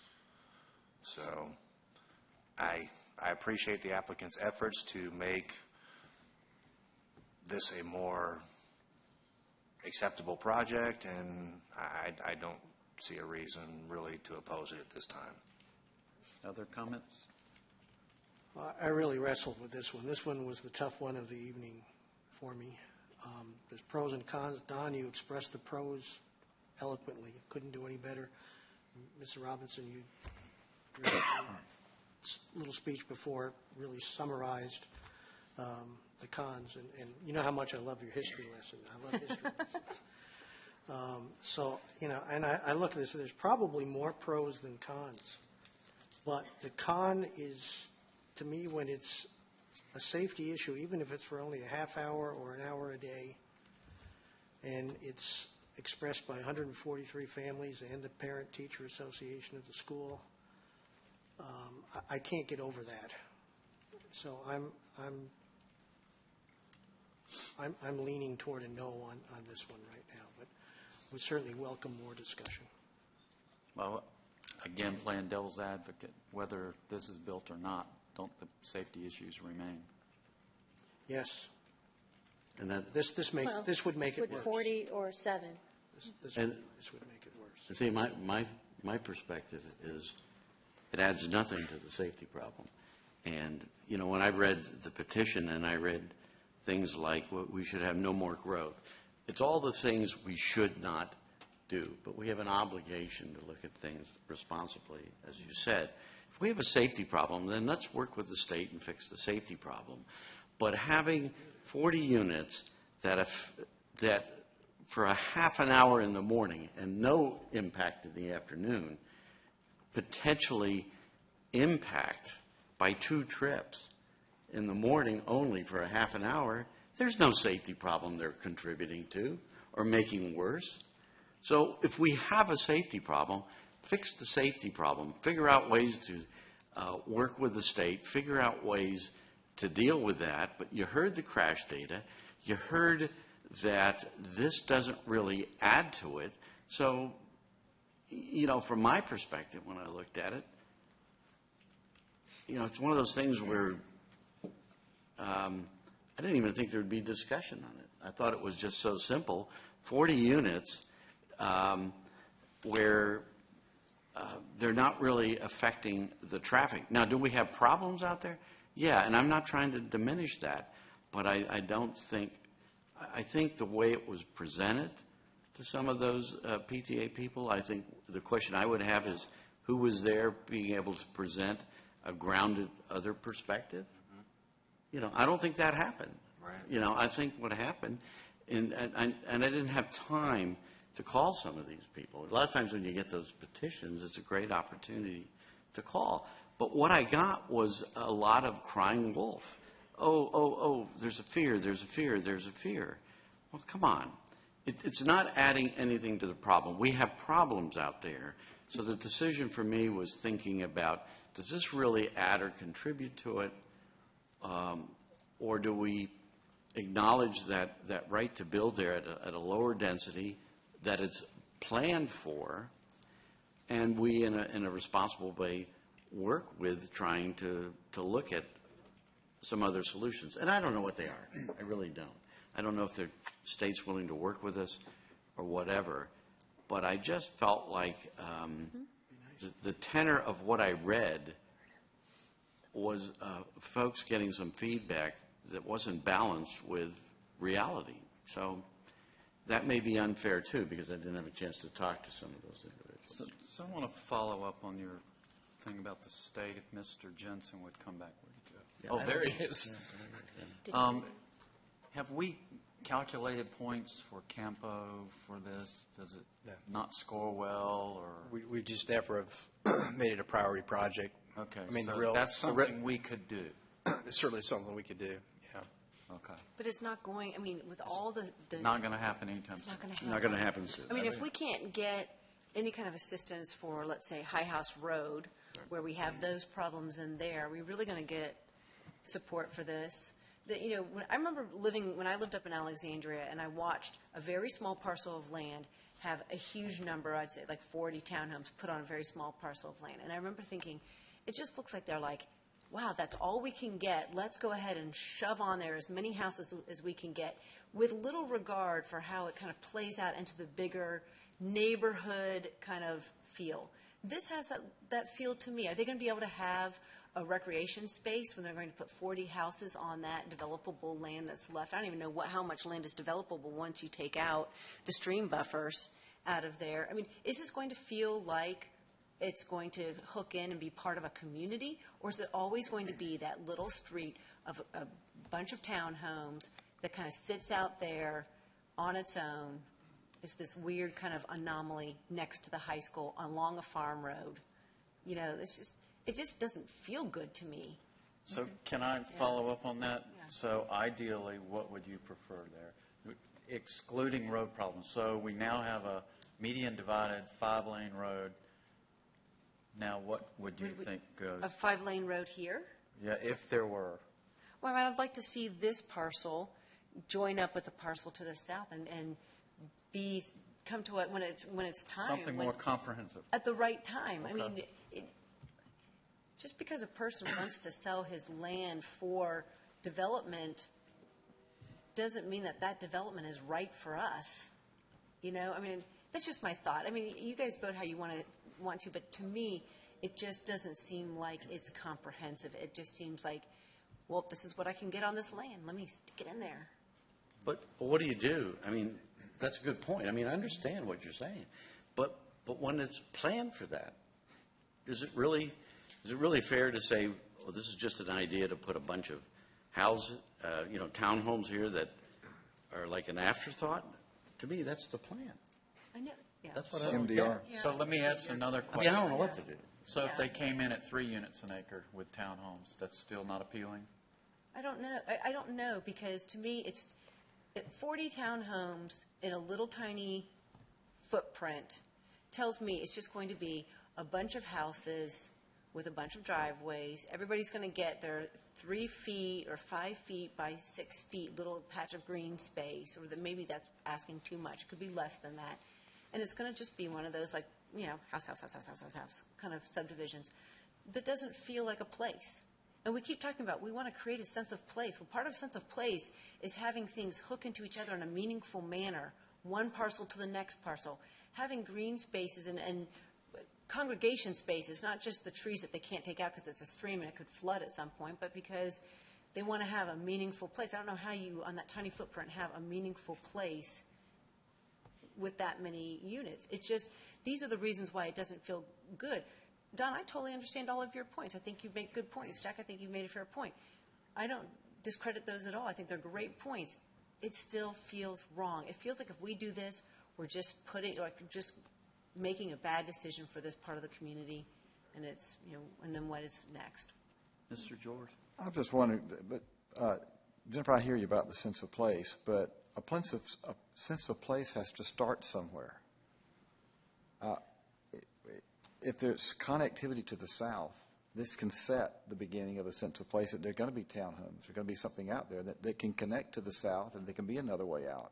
We can't plan the times that people want to sell their land. We can't plan the times people want to develop something. So I think it potentially can But there's a have house that. there right now, right? Is there a house there? Yes, yes. So the person who, if it's not the right time for development, the person could sell her house for house. There's actually 2 houses. Two houses. It's not that tiny except on that other map. You put it out here, I mean, it looks like the non-street stream buffer is as big as the Green Hope parking lot. This is not tiny except on that other map. I've looked at it, been out there. I just don't see a couple things. Wake County schools, if they have a problem with dropping off, they need to rework the parking lot like they do at Disney World or something to queue up cars, because if we got a problem getting in the parking lot, let's fix that. It doesn't have to be the state. It can be the county. We can I think they've apply already for done something. that. Well, they maybe got. That's why they have the traffic. Maybe it's more like King's Dominion, but we got it a little better. Hadn't been there in a while. Sorry, Susan. But the Wake County schools, the queuing, that's their problem. The reason I brought up the farm is we heard from one of the Upchurch family members about the farm and the concern from the farm, and I talked to one of the members, and that was a real concern. And they're going to enter into a private agreement so that the people who buy this thing are going to be notified that there's a working farm to the south, and all the future buyers that get conveyed to property at closing are going to be told there's a working farm to the south of you. There may be chicken manure on this spread out. So that's a private agreement that that they've agreed to when I talked to them. Upchurches, I'm sorry, did I say Carpenters? Whoever it is. All right. Upchurch? Did I say Upchurch? So I think I think that's why the fence is there, Don. I think you said that the fence is not going to look good. They were concerned about kids wandering off to the south, getting into a farm machinery. But just to be clear, the fence is only on the space where there's no stream buffer. So they'll either get stopped by the fence or drown in the stream. I mean, I'm saying that the little kids. Kind of horrible. Well, no, the little kids. There's a natural barrier to keep them. The stream. There's a buffer. They can't There's put not, it there. I don't know if you've been there, but there's really no, I mean, that's where all the APES kids go to the Apes wetlands kids? Yeah, the AP Environmental Oh, Science okay. kids from Green Hope High School. That's We had- they call we had themselves apes. Gorillas in the No, list they're here. not Okay, gorillas. okay. But anyway, that wetland is used for the apes classes, and there is no, I mean, it depends on how you self-identify a natural buffer. But I hear what you're saying. I'm just saying that let's not all assume the buffer doesn't go all the way along the south side. It only goes where there's not a stream buffer. The fence. Which is only. The fence. And correct. Yeah, I got you. Which is only for I'm with about the first third. And they are going to widen the street out front. So the Carpenter Upchurch Road is going to be widened for 300 feet. Well, that helps, Travis. Maybe that'll cue the price cars. Mr. Troy, can I ask you a question? And it might have been in the staff report. How many buildable acres are there on this site? Don't believe that Excluding the buffers? Don't believe that was addressed yet. The Anybody want buffers to make that a are- guess? I don't know. Roughly? Off the top of my head. I'll just let you know the buffers that are shown on this map are from the GIS map, and the field determination of where they actually are won't happen until the time of site plan review. Does the applicant know what the developable acres are? Would Mr. Beebe be able to answer that question? I'm guessing 4. The buffers have been delineated. I do not. I didn't realize that was going to be a question. I don't. I'm trying to get at to me, the point about the place, the feel of place, and I'm trying to get at the actual density you're going to have on an acre of land is what I'm interested in. Yeah. So if we have 4 buildable acres, then we're talking about 10 units an acre. That's high density. Yeah. We built the same townhome in Collins Grove, and it ended up being just a tick over 6 units an acre. That doesn't necessarily completely equate here, but that will give you a sense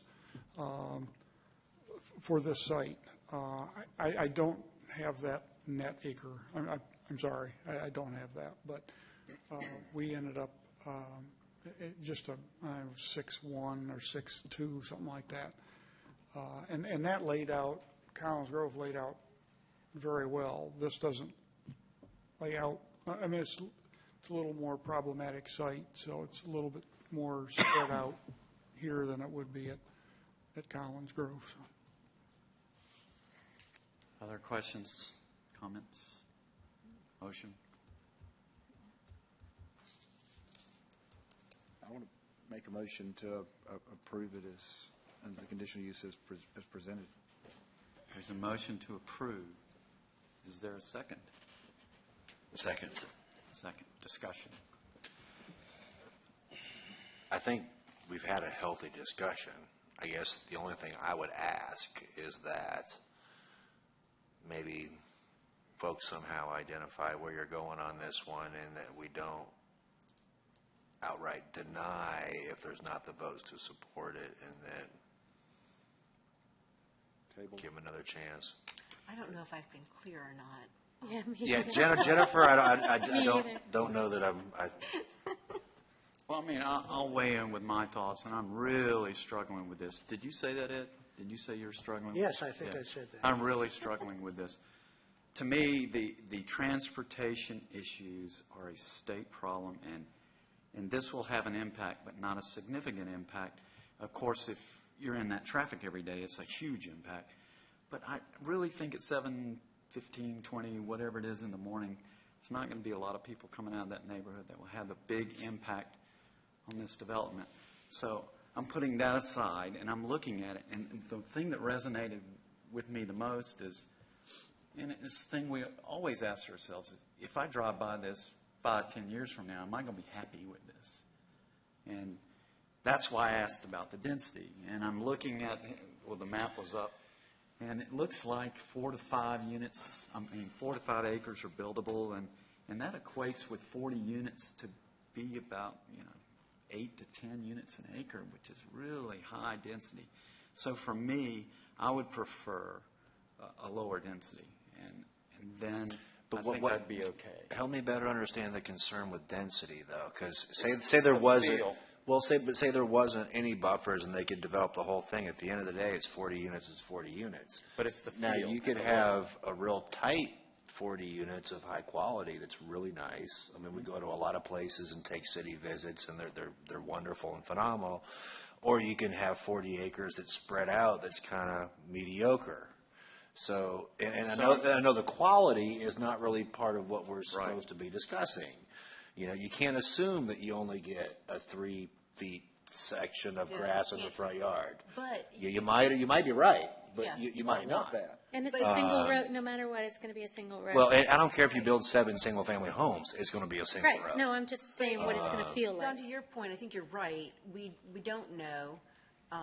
If the applicant wanted to take this conversation away and say, what kind of elements could I incorporate in this community that I could make as rezoning conditions that would help produce that sense of place for that? So so that I know that I'm creating a neighborhood that's going to feel like a community. And I don't know what those elements are. We see them everywhere we go. We visit these different little cities. But if the applicant wanted to go and kind of think about it and see if he wants to come back with something, I mean, I'm open to that. But I don't want us to get into the habit of just approving lots of houses on little slivers, so we end up degrading the overall quality of our community. When you get enough of those, it's the kind of stuff that just goes, I mean, you make some good and fair points. I don't discount any of your concerns. I really don't. But at the end of the property owner does have rights. We can't force the poor guy to wait until the property to the south ever decides to develop, I mean, that's not fair. But your points about ensuring that we get the type of quality and look and feel that we want, it's fair. So I'm guessing here, but counting knows that it seems like this motion might fail, and I see the applicant's representative poised to come make some comments. I don't know if he wants to offer any suggestions, conditions, whatever, but I would be willing to hear what he has to say.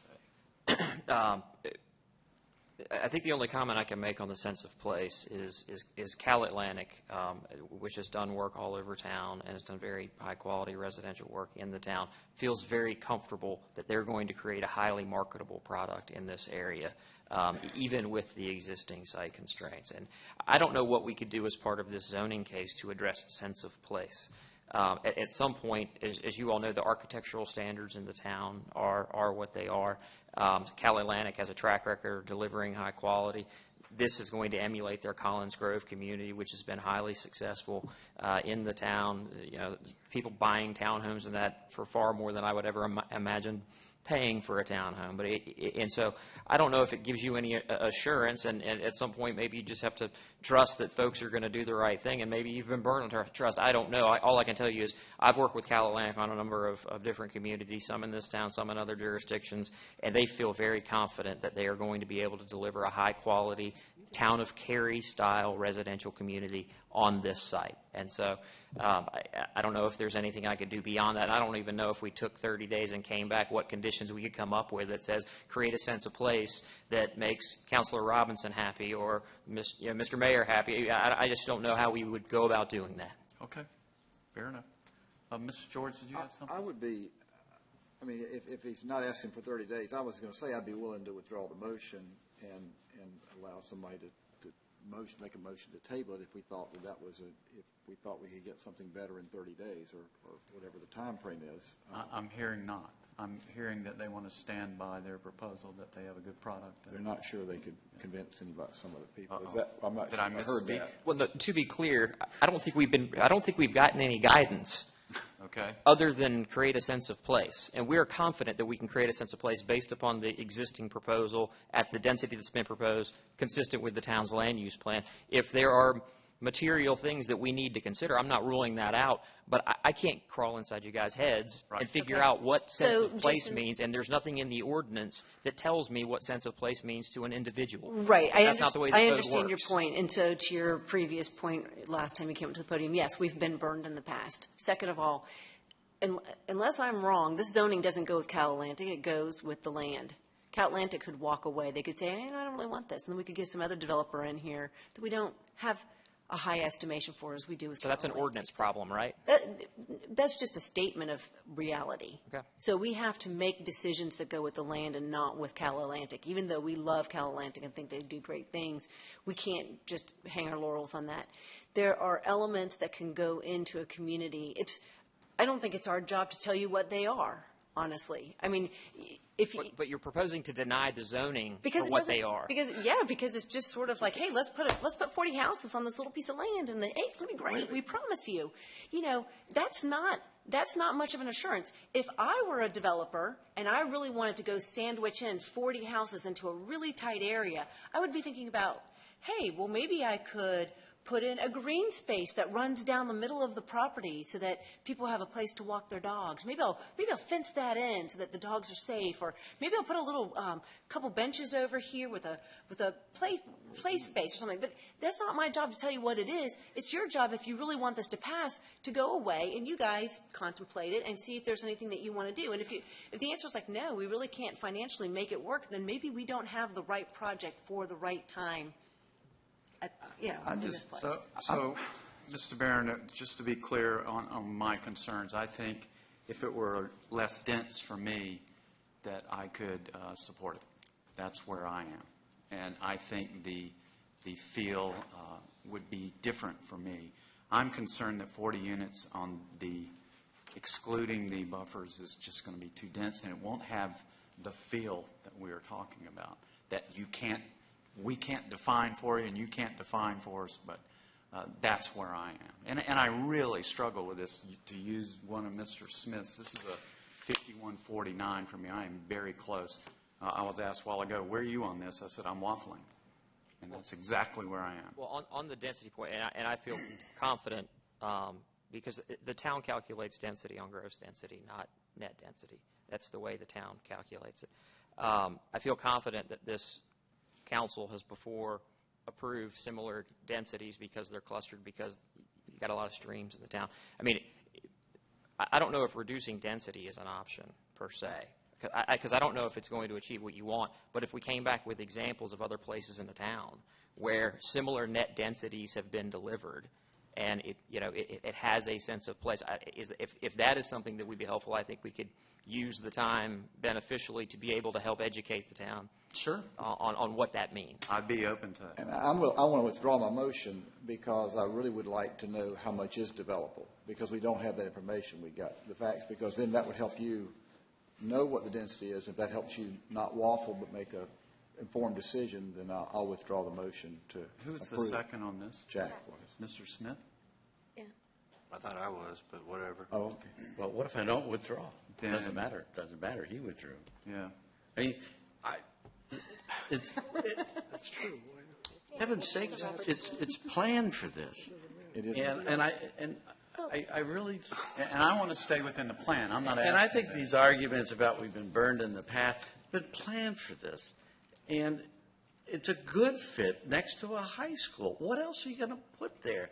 I just, we all have to deal with this individually. Individually, I looked at this and said, I don't think we're going to spend a minute on this because it's so obviously good. And I'm just shocked at this whole conversation tonight because I just don't get it. I think it's a great fit next to a high school. It doesn't contribute to the problems that are out there, and they're out there.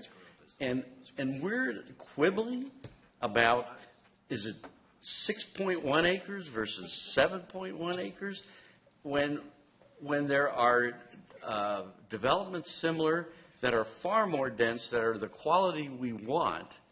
I don't think you can legislate the quality. I think you have to trust this process a little bit. And I think we have to step up to the bar and say, we're going to do our job. And I don't think our job is to second-guess things. I just don't. I just think this is an easy one. One of the conversations, as I was pouring through the minutes from last time, because I do think that they're relevant, because we had just as long as a conversation, by the way, in 2013. One of the things we talked about at that time, and it was echoed, was that we weren't all sure that MDR was the right use for all of this, and especially for that property, and that maybe the land use should change. So we had this discussion that we're having again, which is interesting, because I'm with you. Do I think if this was all considered, if we zoomed out a little bit and we included the entire parcel as MDR, and it was part of a larger comprehensive plan, yeah, I might. At the farm also. Including the farm, yes. I think that that's a better solution. But putting this one piece of property, standing it on its own,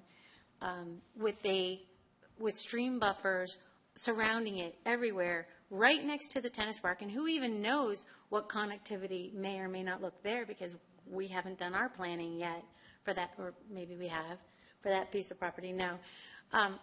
I just don't think it's ready. If the property owner wants to build on it at R40, which would be about 7 houses, go ahead. I don't know how much you'd be able to get in the stream buffers, but under MDR, I just don't feel like we have the solution and the what's being presented to us that says that this is the best for Cary. I just don't feel this is the best that we can do. And if that means that the property owner might have to wait for a time to build out with a more comprehensive solution with the adjoining property owners, we've seen that happen lots of times, and we've denied them. We said, you know what, this little thing just doesn't fit here. But maybe if you got a bunch of these together and brought it back to us as a comprehensive solution, yeah, maybe that would work. But I'm just not there yet. So I feel we're starting to restate our positions. So I would like to, since you've withdrawn your motion, and I'm the wild card, it appears, I would like more information, what it would look like, if you're interested in lowering the density or not, if you have time to help me with that or not. You don't have to do that either. You just say, no, we're ready to vote it up or down. That's where I am, and that's where I could benefit. Sure. If you're willing to do that, then maybe we can get a motion to table it. Yeah, I'm willing to do that, because we can, I think, show examples of how similar densities have been delivered in a way that just fit and make sense. And also, if we can get at least an approximation of the buildable space, just so I have we can get that as an idea of what we're looking at. How much time do you need? I can't remember when the next. Our next meeting I know that is the middle of November or something? November 10th. November 10th. Motion to table to vote. Second. There's a motion and a second.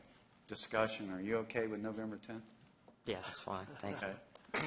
And that's at 6:30 in the council chamber. 6:30 in the council chambers. You're okay with that, Jack? Sure. Okay.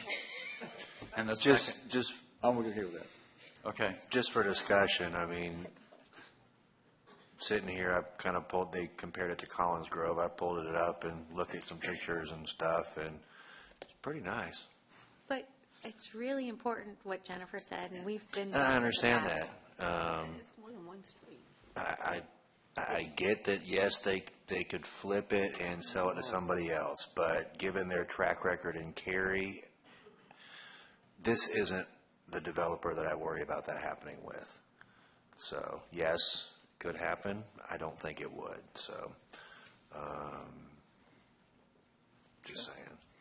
Any other points to be made? Okay, we have a motion to table till November 10th at 6:30 in the council chambers. All in favor of the motion, please say aye. Aye. Those opposed? Motion's unanimous. We don't need a consistency statement, so that takes us to our last discussion items. It was an item pulled by Mr. George for the 2017 meeting scheduled. Mr. George. This always happens to be tacked on at the very last thing in a meeting, but... First of all, Ms. Johnson, you have a presentation. I was just going to say that I've provided the table to you that was in the online staff report at your seat, and it's this item's just for tentatively approval of the 2000 meeting schedule. The final approval will be at the December meeting. Okay. Mr. George, sorry. No, that's right. I want to first start by saying I appreciate the work that's been done on this, especially with having to work around retreats and council renovations, council chambers and things being redone, so I appreciate that. My proposal is going to deal with the November meeting, the November 9th meeting here in the chambers, a regular council meeting. And this is not about a convenience for us or a vacation convenience for us, but it happens that it does fall before a 3-day weekend. There are several, I believe, shortcomings with having a council meeting on a Thursday night before a 3-day weekend, not the least of which some people do go on vacation. So we had a lot of people tonight that were here for public hearing or public speaks out, and that would tend to drive people that might show up away because they're going to start their vacation. I also think that from a business standpoint, and we've talked with this a little bit with some staff, is that it's tough enough. I don't know how it is for them, but for me, tomorrow morning, if there's something I've got marching orders or things to do, I can remember it. But if we decide something tonight and then you don't see each other till Monday morning, then that's a longer period of time, time for things to get fuzzy and take action items on. I think it's important for the neighbors to encourage the neighbors to participate. The other thing is it's a one-meeting month, and I'd prefer it to be closer to the middle of the month. So I'm proposing in a motion that we move the meeting back a week or up a week, however people think about the calendar 2 different ways. Move it to November 16th because it's open and available on that Thursday night here in the council chamber, same time, so that we've got a one-meeting month. It's closer to the middle of the month.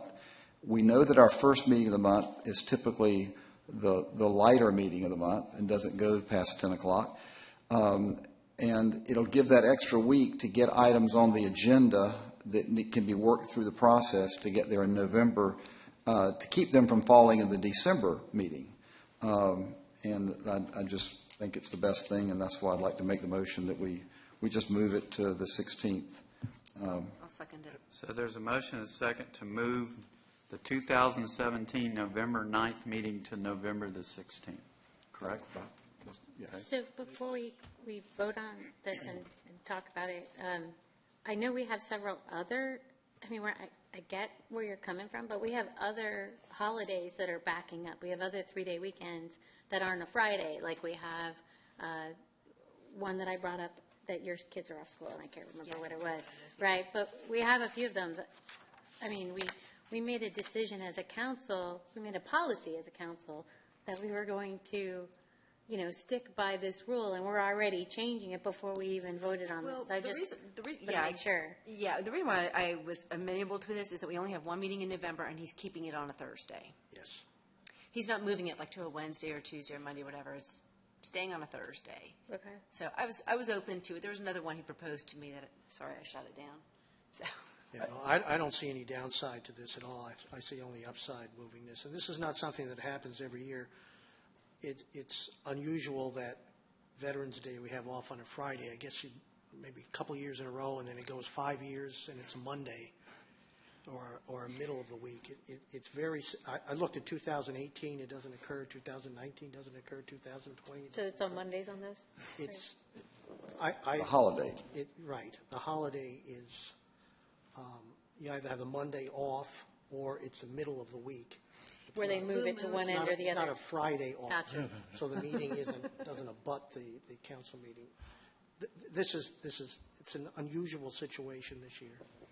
And it may be unusual for that year, but the fact that it may work better as well, being a little spread out in the month, may not be as unusual, and it might be that someone would like to amend it and say we should, maybe in our November, since it's only going to be one in the month, that we keep this, because we'll never have a problem if we make it the third Thursday in November. It'll never interfere. We won't have to bring this up ever again, because it's either going to be on the third Thursday is either going to be on the 15th, it's going to be the 15th or later, because if the Thursday is the first of the month, the earliest it could be on the third Thursday is the 15th, which is not the night before Veterans Day. Yeah, let's just make it this one. I don't want it to come up 10 again. o'clock. Okay. I would think because it's late, we'll just make a decision. When working up the calendar. All right, we have a motion on the table. Any other discussion? All in favor of the motion, please say aye. Aye. Those opposed? It's unanimous. Time to go to closed session. Someone read us a motion. Pursuant to GS 143-318-11A and 3, I move that we hold a closed session to discuss matters relating to the location or expansion of industries or other businesses in the town, including an agreement on a tentative list of economic development incentives that may be offered by the town in negotiation, and to consult with attorneys employed by and or retained by the town in order to preserve the attorney-client privilege between the attorneys and the town, to prevent the disclosure of information that is made privileged or confidential by GS 143-318-10E. Second. There's a motion and a second. I'm so impressed that you memorized most of that. Most of it. All in favor of the motion, please say aye. Aye. Any opposed? Motion carries, and we're in closed session. It's going to be in the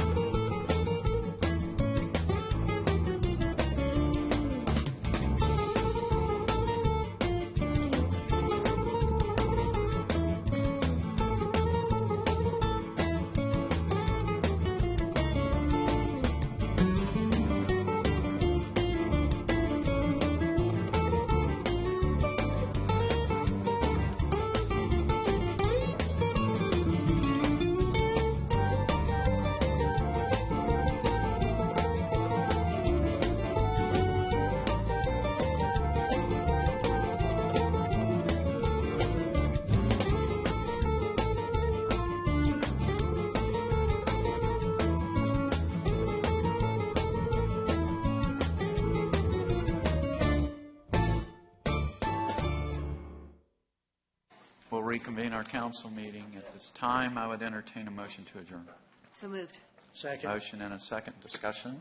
All in favor, please say aye. Aye. Opposed? We are adjourned. Thank you.